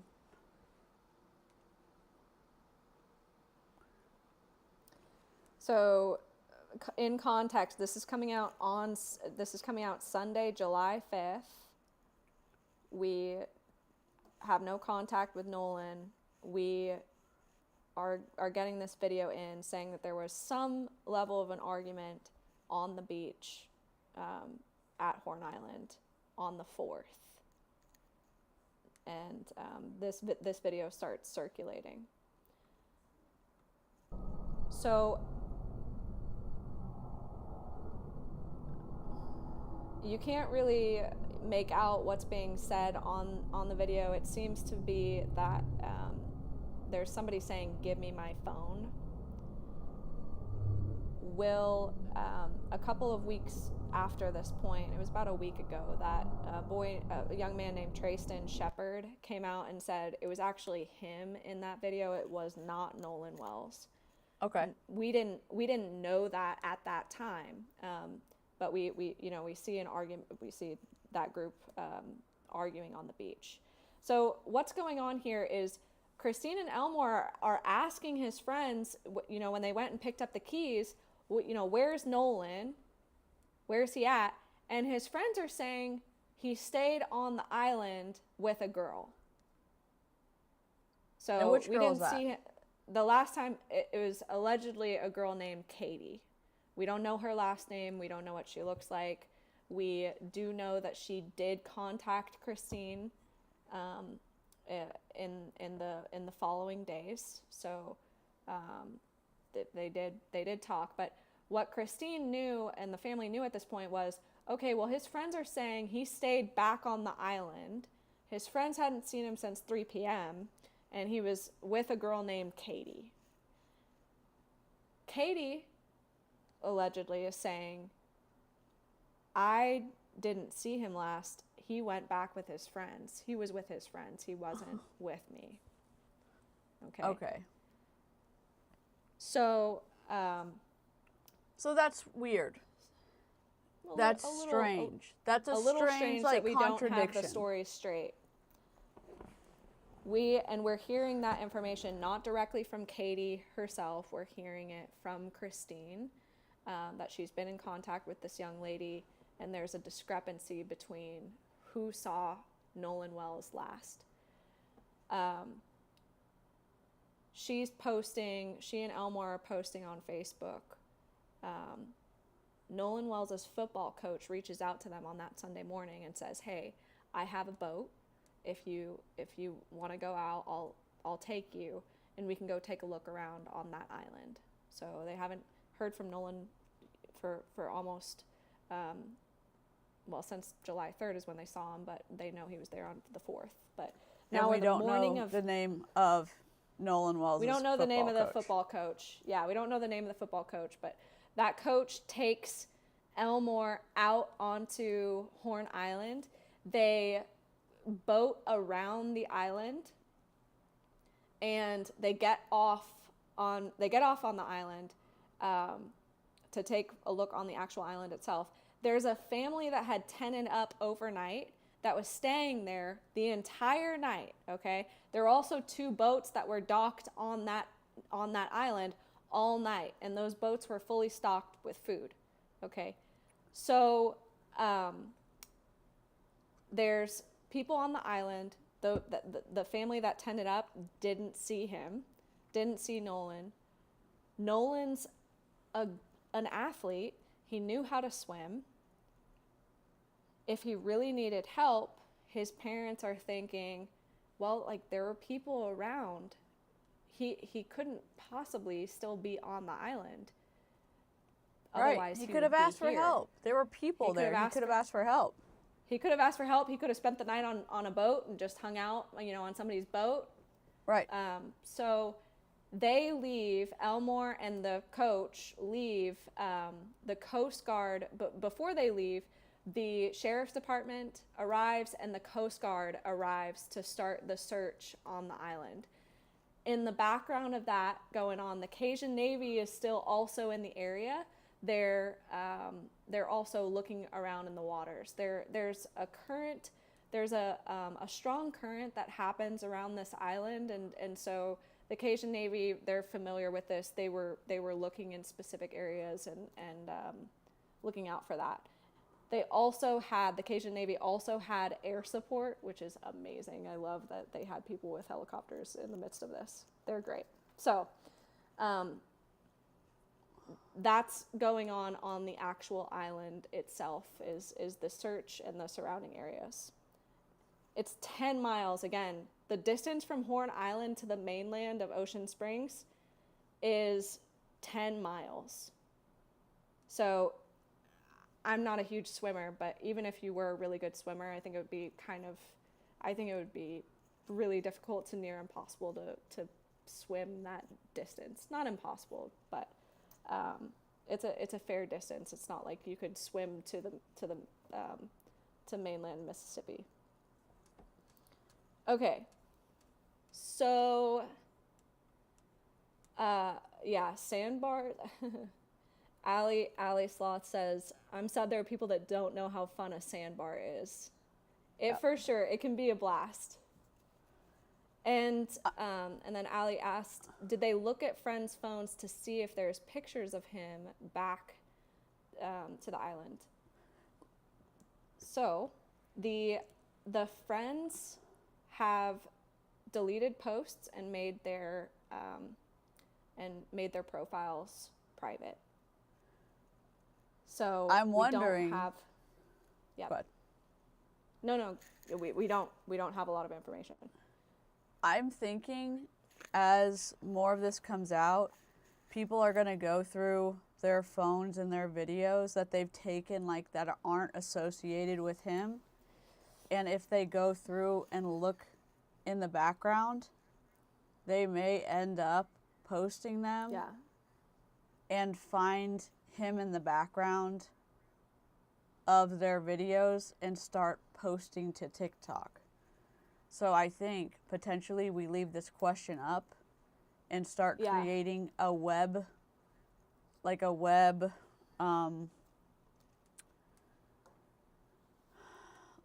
leaving this as a web question cluster down here potentially. If we find pictures. Yeah, definitely. For sure. Yeah. Because it could happen. If it's going to happen, TikTok's going to do it. Because Yeah. TikTok is what I was trying to, or what I was going to say about TikTok. Oops. TikTok was how they found the murder. I mean, the girl that got murdered by her boyfriend. Who was it? She was traveling across the U.S. and she was living in a national park or something. She was yeah, camping.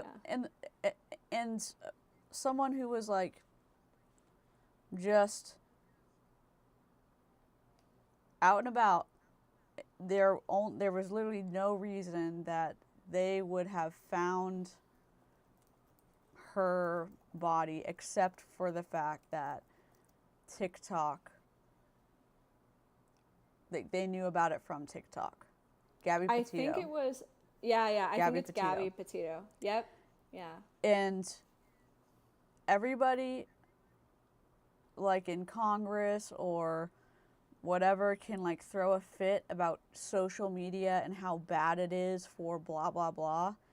It's only bad for people who don't want to have transparency, in my opinion,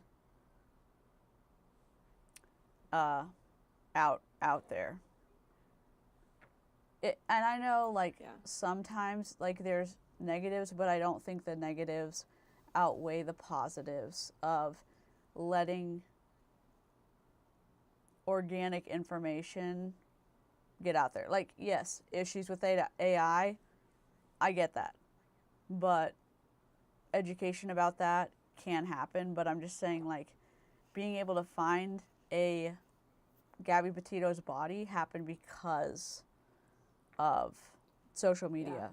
Being able to stream trials, like, sunlight is a sanitizer. Being able to have transparency, sanitizer. Like, being able to look at this information and, like, potentially being able to find information because people post it could help their case. Like, I definitely agree. I think it's a double-edged sword, though, because there's this vigilantism that can creep in pretty. It's great. Transparency is amazing. It is a disinfectant to bring light to situations, and also that's where we get some of this doxing, or where we get this harassment, or where we get these threats that come in for the families that otherwise wouldn't be publicized. They wouldn't be known. So I think that's why we have to make sure that we be careful in withholding judgment, waiting for the facts to come in, waiting for the rules of evidence and chain of Sure. custody, etc. There are reasons Oh. reasons for that. But I Yeah. agree. I think that social media, we've had some of these cases, specifically like Gabby Petito, where we were able to have these breakthroughs because of technology, and that's a good thing. I agree. I just think like there's a lot of people trying to hide behind systems and processes a little bit sometimes, because it's like, oh, well, the public shouldn't be able to do this or be able to see this or whatever. And I'm not saying like we should rush to judgment about stuff, or we shouldn't, victims shouldn't have privacy about certain things. But like, if we can help gather more information quicker to provide it for victims or their counsel, or be able to get more eyes to be able to, for in this instance, like get Christine and Elmore like better counsel, like Ben Crump, that's a win. Get them potentially like better an ability to fight potential like prejudice or fight racism that they may be facing in a town, like that's a win. Like the fact that they had a better autopsy, a potential better autopsy, because we don't know what kind of autopsy they got because it's sealed, that's a win. Yeah, Like for now. the Yep. the Yeah, it the keeps people focus- honest. the focus of the general public could pressure the police to give them a better investigation, and that's a win. You know what I mean? Like, I think that's a win.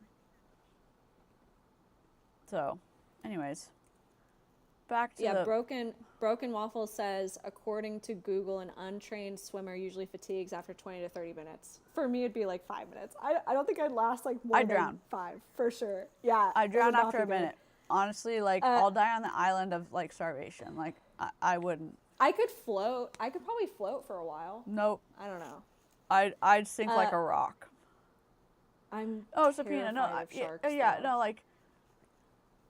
Yeah, so I mean, a 10-mile swim would take an elite marathon swimmer 4 to 6 hours of continuous moving. Yeah, thanks for looking that up. Yeah, I'm just... Oh, force isn't the right word for me, but... So you have to have like, lots of... Rights are super important for the government to not...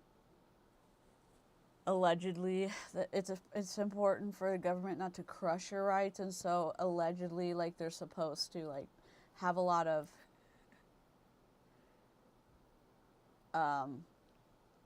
reason for them to be giving, like, I don't know what I'm trying to say. Warrants have to have a certain amount of juice behind them to get a warrant or whatever, subpoena. No warrant, right? I don't know. I'm not a lawyer. We're just looking at stuff. So I think it would be a warrant to get the information, and then a subpoena would be to here we go. Force them essentially to testify or to give evidence. Here we go. Warrant allows police to enter a space, seize property, or make an arrest. Yeah. We'll just put this in our board. Subpoena, purpose. DC and I are obviously not lawyers or in law enforcement. We're just running on the internet. Purpose requires a witness to speak in court or hand over records for a case. Requirement issued by a court, government agency, or an attorney. Action gives you time to respond, prepare, or challenge the request in court. So a warrant requirement must be signed by a judge who agrees there's probable cause. Executed immediately by officers, often without warning. What's probable cause? Depends on the situation.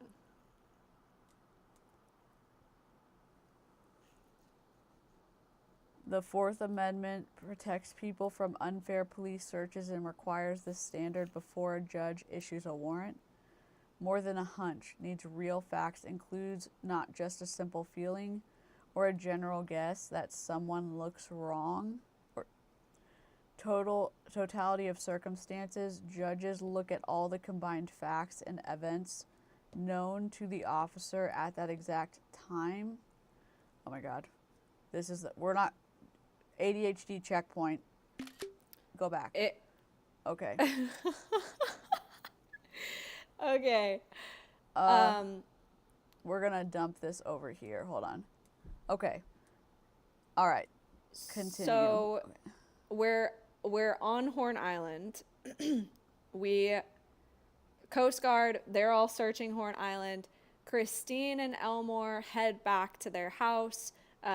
Elmore and the football coach go back to the mainland. Christine's looking at Nolan's phone at this point. She unlocks her son's phone, Nolan Wells. They have the phone. She gets access into his phone, and she sees no Snapchat history. It's gone. She sees no pictures from that day at all, and she sees deleted messages from Nolan Wells' phone.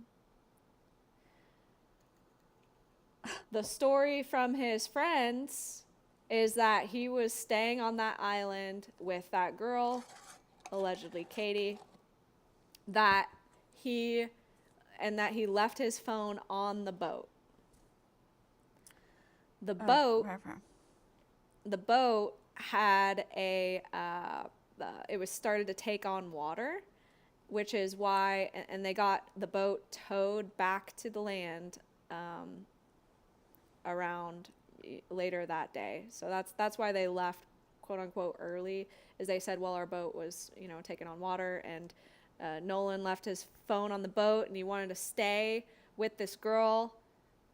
That's what he wanted, and we haven't seen him since 3 p.m. If you're, what generation is Nolan? Nolan's Gen Z. Anna, let me ask you a question. Come closer. Would you be separated from your phone willingly on an island? No. Here. Have you seen Castaway? Never. Why don't you take this volleyball just in case you get stranded, so you can have, a companion, and you take my cell phone. You can keep my cell phone, and I will stay here, stranded on an island, surrounded by water, and have no way to contact anyone. Here you go. Here's my phone. Yeah. There's no way on God's green earth Definitely that not is as what a I woman. do. For sure not. And my position as a woman, I'd be like, heck no, I'm not going anywhere without my phone. So maybe the Gen Z, men are in a different category. Wilson. I don't know. I think if millennials are attached to their phone, I think Gen Z is way worse than we are. But that's just an opinion. I don't know. Maybe I'm totally wrong on that. But for those who have kids, let us know. Let us know in the chat. Like, maybe we're off. Maybe your kids are just out and enjoying the sunshine and they want nothing to do with their phones. Who knows? Maybe I'm totally wrong. No. Maybe we're delusional. Maybe we're delusional, do you see? Who wants their phone when they're on the beach? Anyone telling Christine that was normal to get Nolan's phone back and have the history and messages and whatever deleted off Snapchat, there's no way on God's green earth that fuckery is not afoot in this situation. Allie brings up a good point. If alcohol was involved, it might be a possibility. That's fair. Maybe he's had a few, he's having a really good time. They didn't want to get their phones wet. They left it on the boat. It's possible. It's possible. Alcohol It's being possible. involved in the deleting of a lot of social media, or alcohol being involved that he left his phone on the boat? Touche.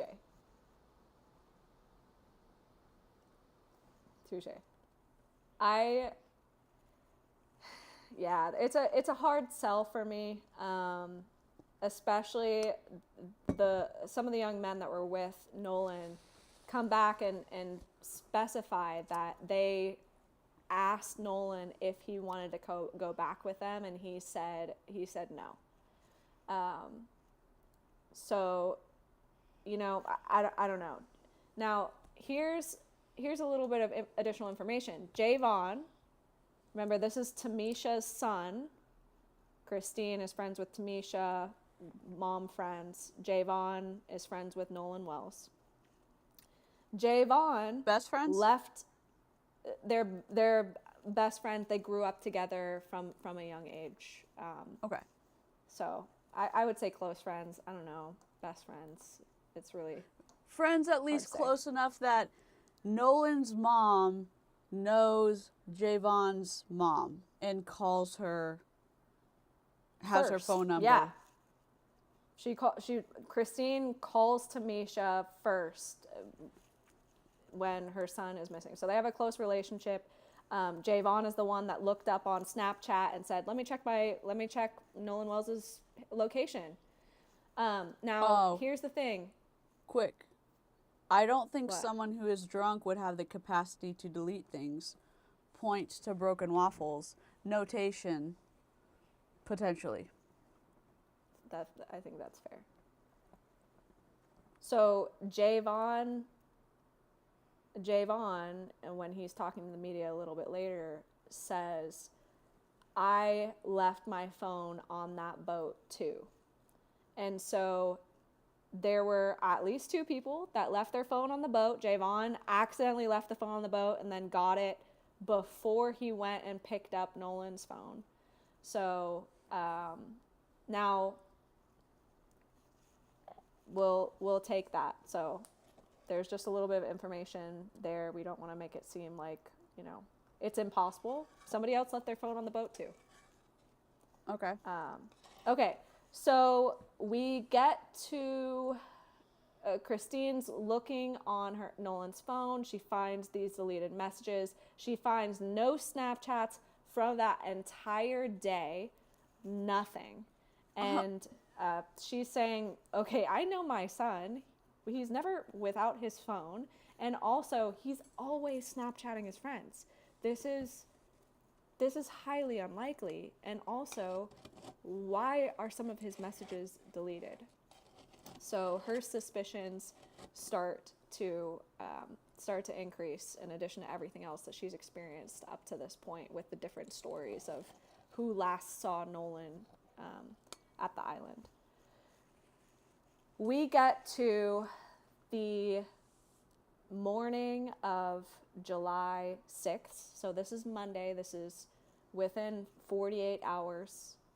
And a U.S. park ranger finds Nolan Wells face down in the water in his blue swim trunks that he was wearing. If you go back to that picture of him on the boat with his friends, he's found with those blue swim trunks.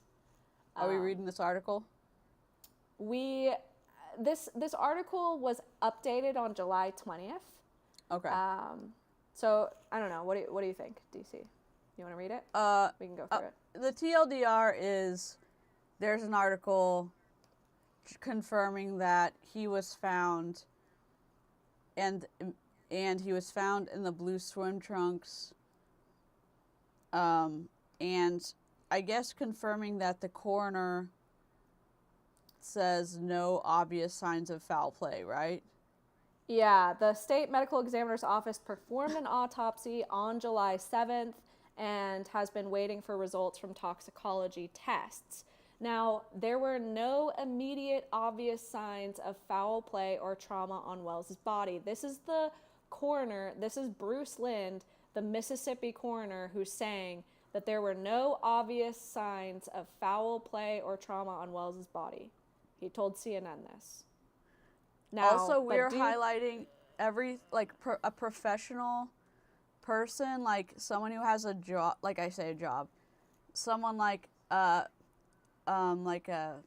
sheriff or a medical examiner or attorney or whatever, they're in green, if that makes sense. So, like, Ben Crump is an attorney, he's in green.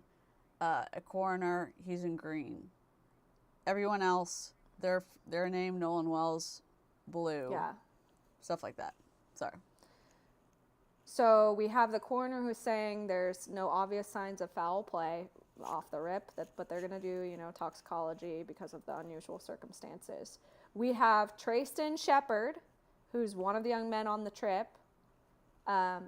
In this article, he tells ABC's Good Morning America that the afternoon of July 4th, Wells stayed behind with a girl that he had met that day. He said they met that day. It was it's kind of one of those things. He really did like her, but that was the only time they ever hung out, was at Horn Island on July 4th.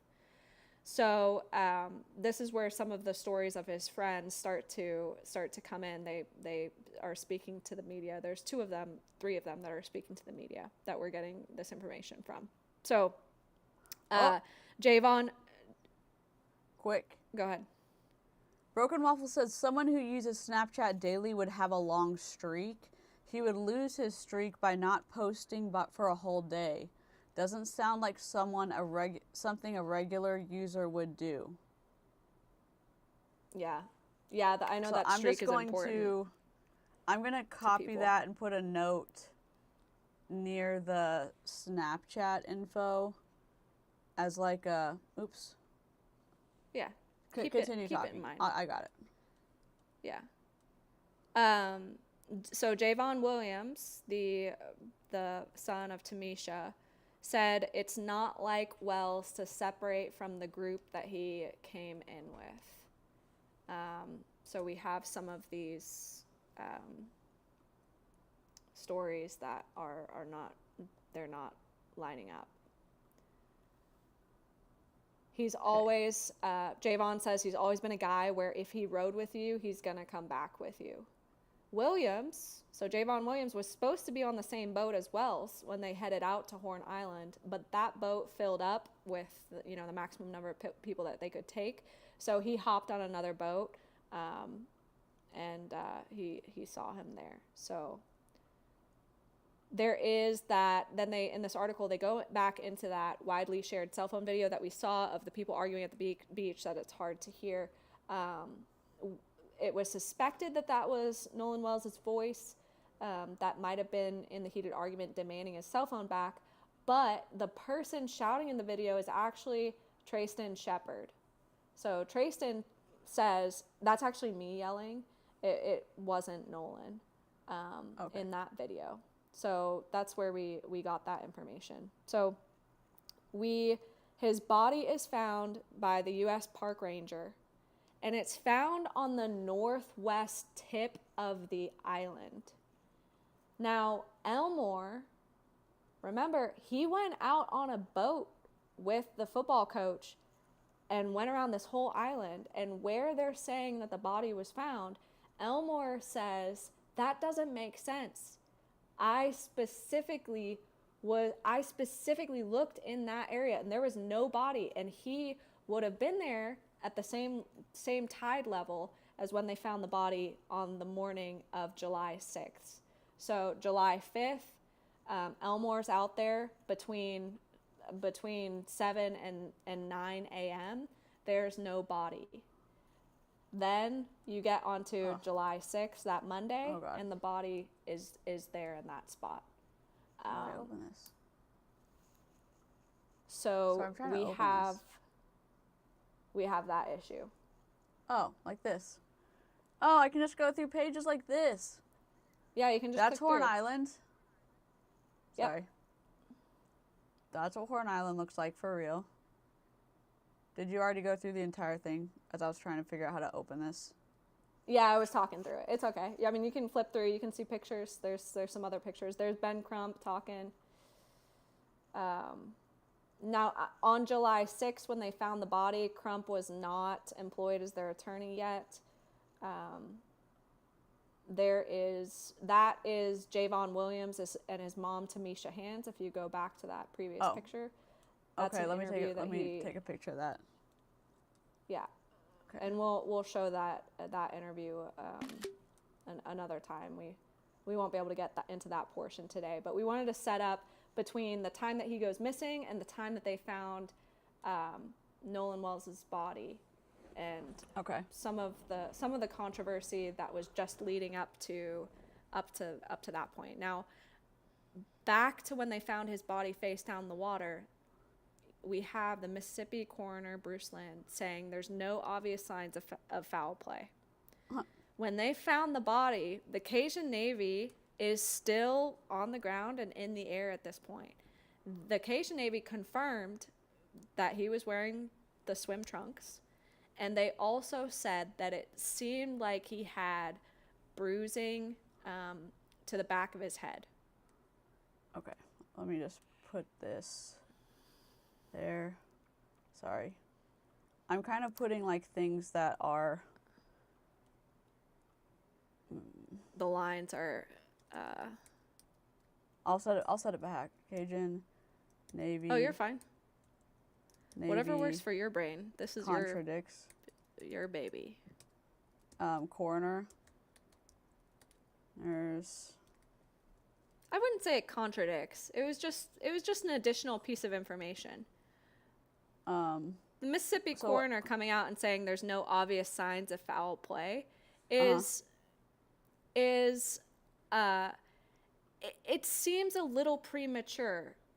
It just seems a little premature. And understandably, Christine and Elmore Wansley, with everything that they've experienced and all of these conflicting stories, and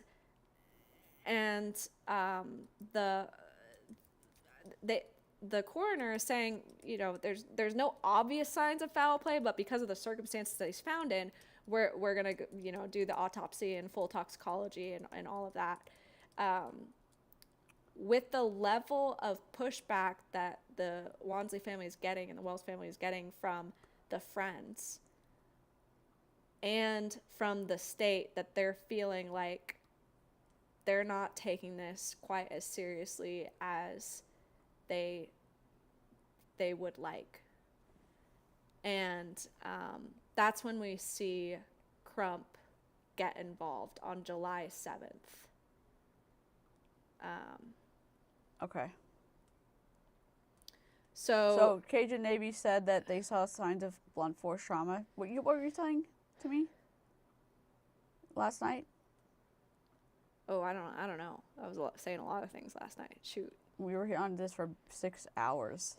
You were saying something about the Cajun Navy said something about, yes, they saw the blue shorts. They confirmed that they saw the blue shorts, that he was still clothed, you know, with his swim trunks on, and that it looked like he had some sort of trauma to the back of his head because he was face down in the water. Saw some sort of signs of blunt force trauma.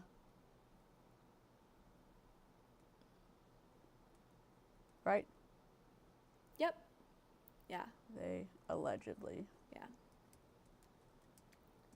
I don't want to get us in trouble. Range. Bring to front. And yeah, no obvious signs of foul play is a wild statement to make. Yeah, it is wild. It just it's very early to say that. Right? I mean, maybe that's normal language for a potential drowning. I don't know. But if you look into, I know somebody mentioned earlier some of the, I don't want to get too far into it, but there are other cases where it is suspicious and state officials have deemed it as no obvious signs of foul play. They rule it a suicide when no sane person would unalive themselves like that. Like the boy. So the black community specifically, this is not new to them, of their deaths of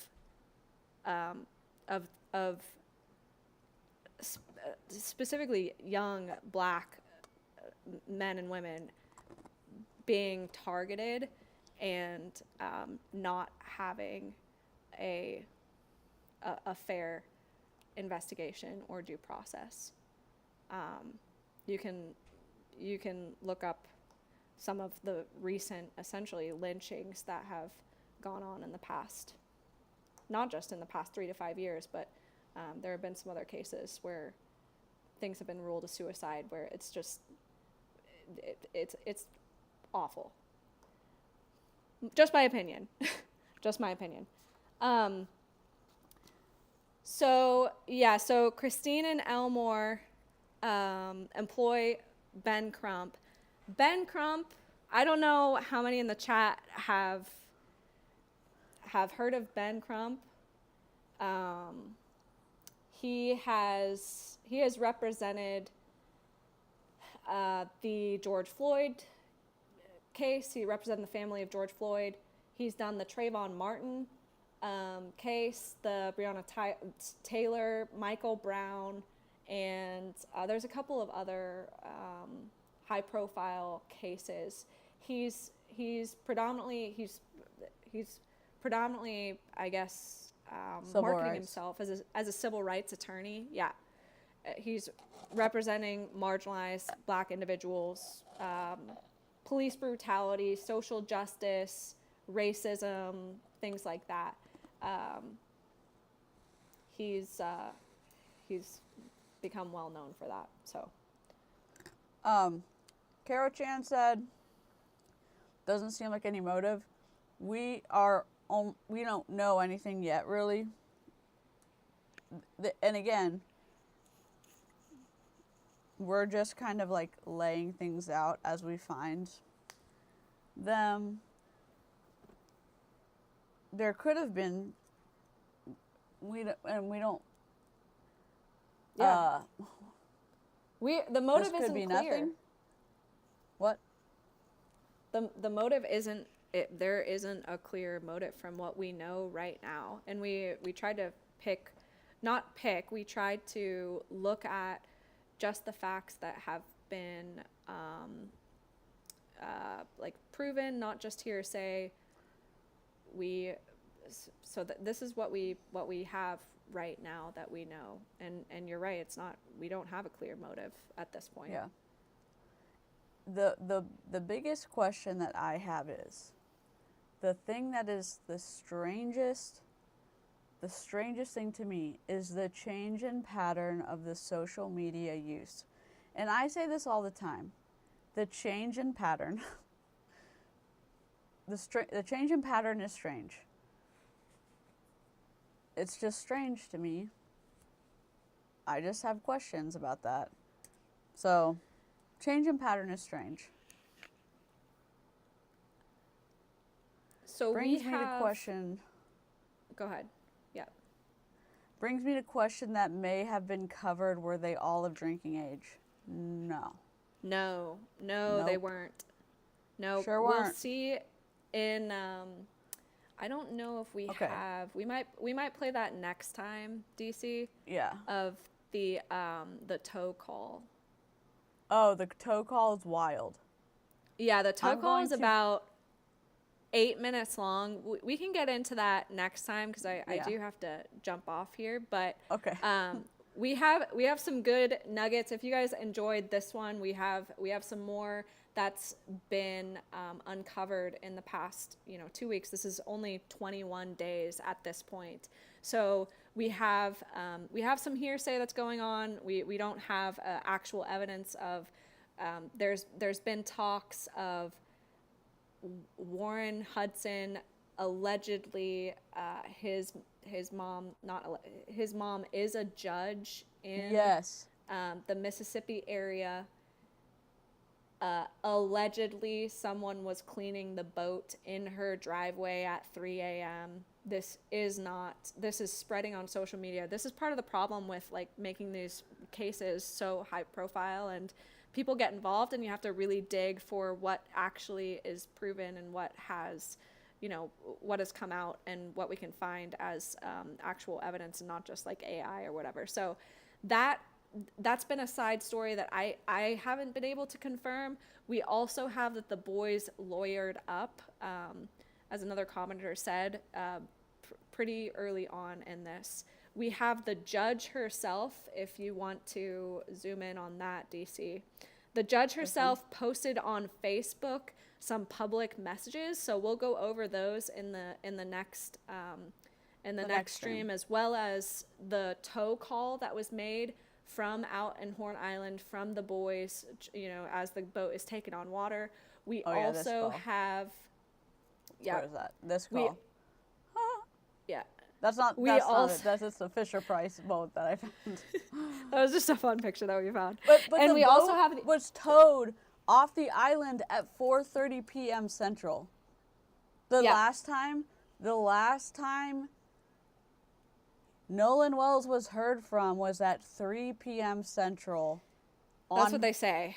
That's what they say. Allegedly, the last time that Nolan Wells was heard from, that's what the friends was are at 3 saying. p.m. Central. That's what they say. Allegedly, the last time he was heard from was at 3 p.m. Central on Horn Island. Allegedly. Their boat, was towed off Horn Island at 4:30 p.m. Central because it was taking on water. Yeah. So it's strange. Wyatt Pyron is the his grandfather is the one with the boat, subscription or whatever to this tow service. So we have him and his boat. We have Warren Hudson and his mom being a judge. We have Trayston Shepard, who has deep family ties in the area, as Alex Cowboy is saying. We have Warren going on a 45-minute interview or podcast that we'll cover. Yeah, we'll cover that in the next live that we do. We also have Trayston Shepard, who spoke to the media. We have that interview. We also have Javon Williams, who spoke with the media as well. In addition to that tow call that we think Wyatt made that call, but we're not sure who actually called it in. So that one's still up in the air, but we have the actual call. So we have a couple of other pieces of primary evidence that we can take a look at from people who are there. Listen, we're working on it. We're working on this board. We're working on it. But this is wild too.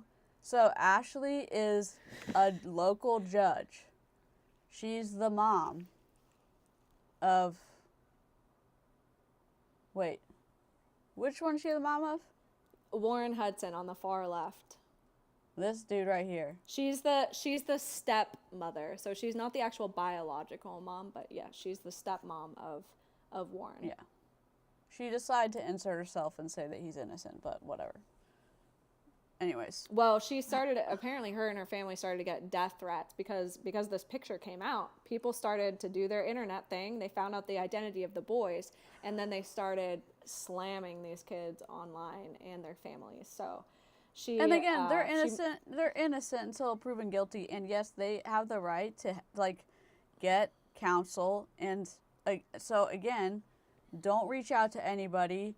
Don't do anything stupid. Don't harass anyone. And if y'all don't be a chicken nugget. Y'all know what that means.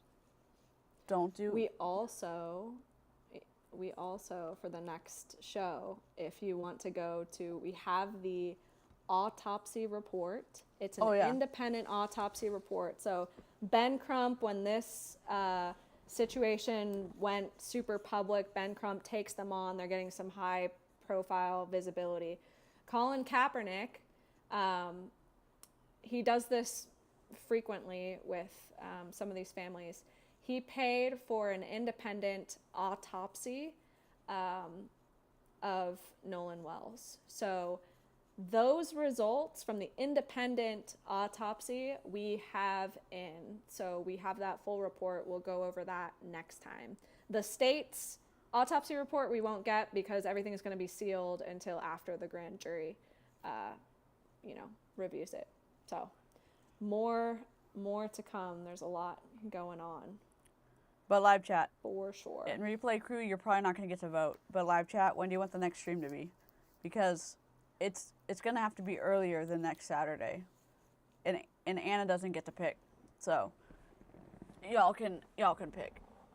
Because for me, I'm invested now and it has to be sooner than next Saturday. Most lawyers are going to tell people not tomorrow. Not tomorrow. It can't be That's tomorrow my though. request. It can't be tomorrow. Alex Cowboy said soon. You have to tell us a day. And it can't be... Most lawyers are going to tell people who are the last points of contact, will tell you, don't reach out to media, don't post on social media, Oh, etc. for sure. Yeah. That's smart. For Yeah, sure it's 100%. smart. Don't, That's- yeah. Here's the thing though. I find it odd, potentially, if y'all are familiar with the Alex Murdaugh case. He was throwing his weight around as an attorney in the hospital after the boat crash. I'm not saying that Ashley was doing that. I'm saying you need to be careful about your influence as a legal or as someone who has weight to throw around, in my opinion. And I hope that isn't what's happening. Thursday, Wednesday, Thursday, Wednesday, Tuesday, Wednesday. Wednesday? What do you think about Wednesday? People are saying Wednesday, Wednesday, Thursday, Wednesday. Yeah. What are your thoughts? Wednesday works for me. What time on Wednesday works for you? When is before Aaron goes live?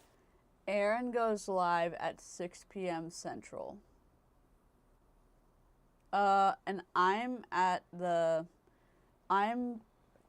of availability pretty much all morning and all afternoon, BT dubs. So Wednesday doesn't work for you. yeah, if you want to go to if you want to go live in the morning, Wednesday's out. Okay. Wednesday evening after Aaron? Yes. So, but it would be like, at 8 p.m. My time would be 9 p.m. your time. So if you're a little, I see you blinking like that. You would be a little night owl. I'm 9 good. to 11 your time. Yeah, it won't be. No, I'm okay with that. How are I'm you fine with guys? Are y'all night owls? We're a little late How do night you feel live about, crew. Tuesday would work in the evening. Tuesday or Wednesday in the evening. Okay. 8 p.m. Central, Wednesday. How do we feel about that? And then Saturday mornings we could do a Saturday, Wednesday. Love that. A Saturday, Wednesday rotation.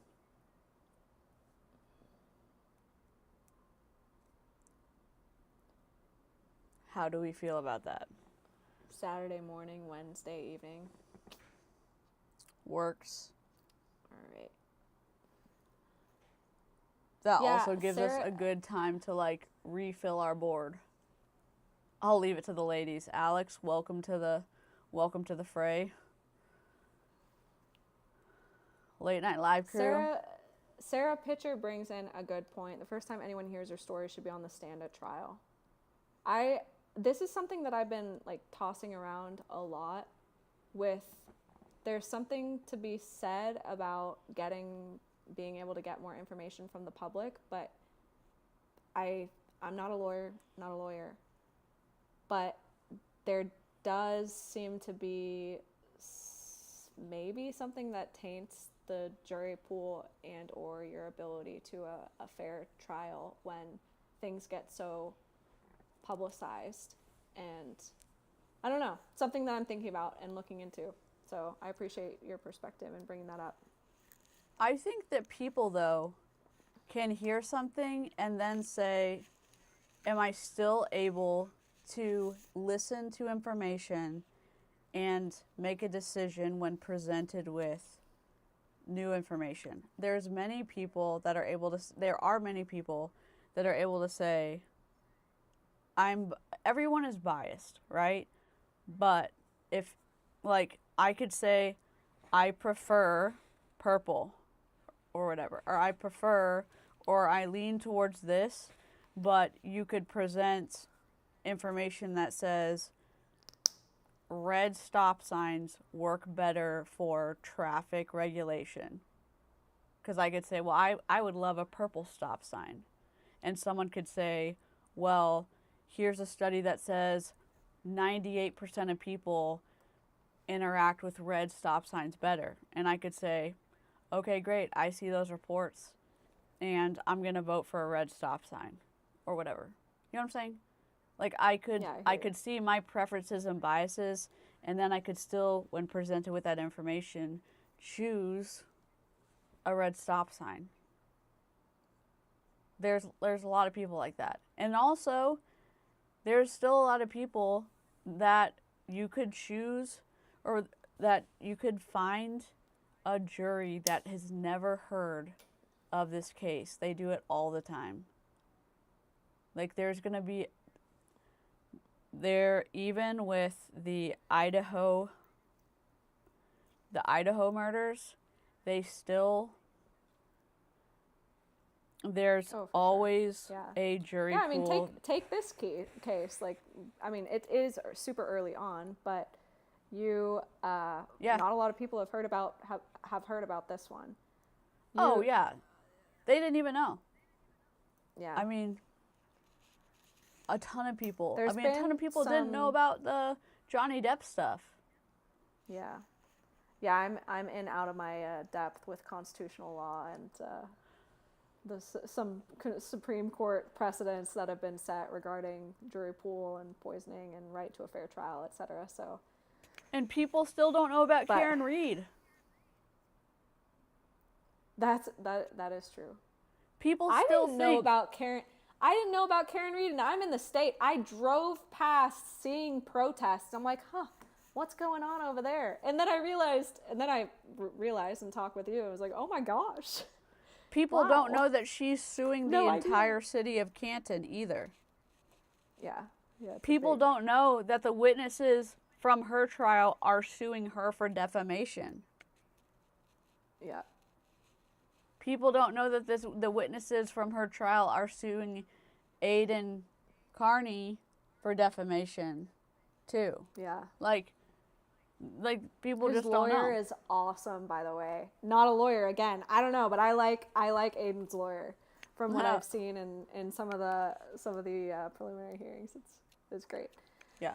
So. Okay. All right. It's been fun. Thanks for joining us. We'll plan 8 Wednesday. on Wednesday.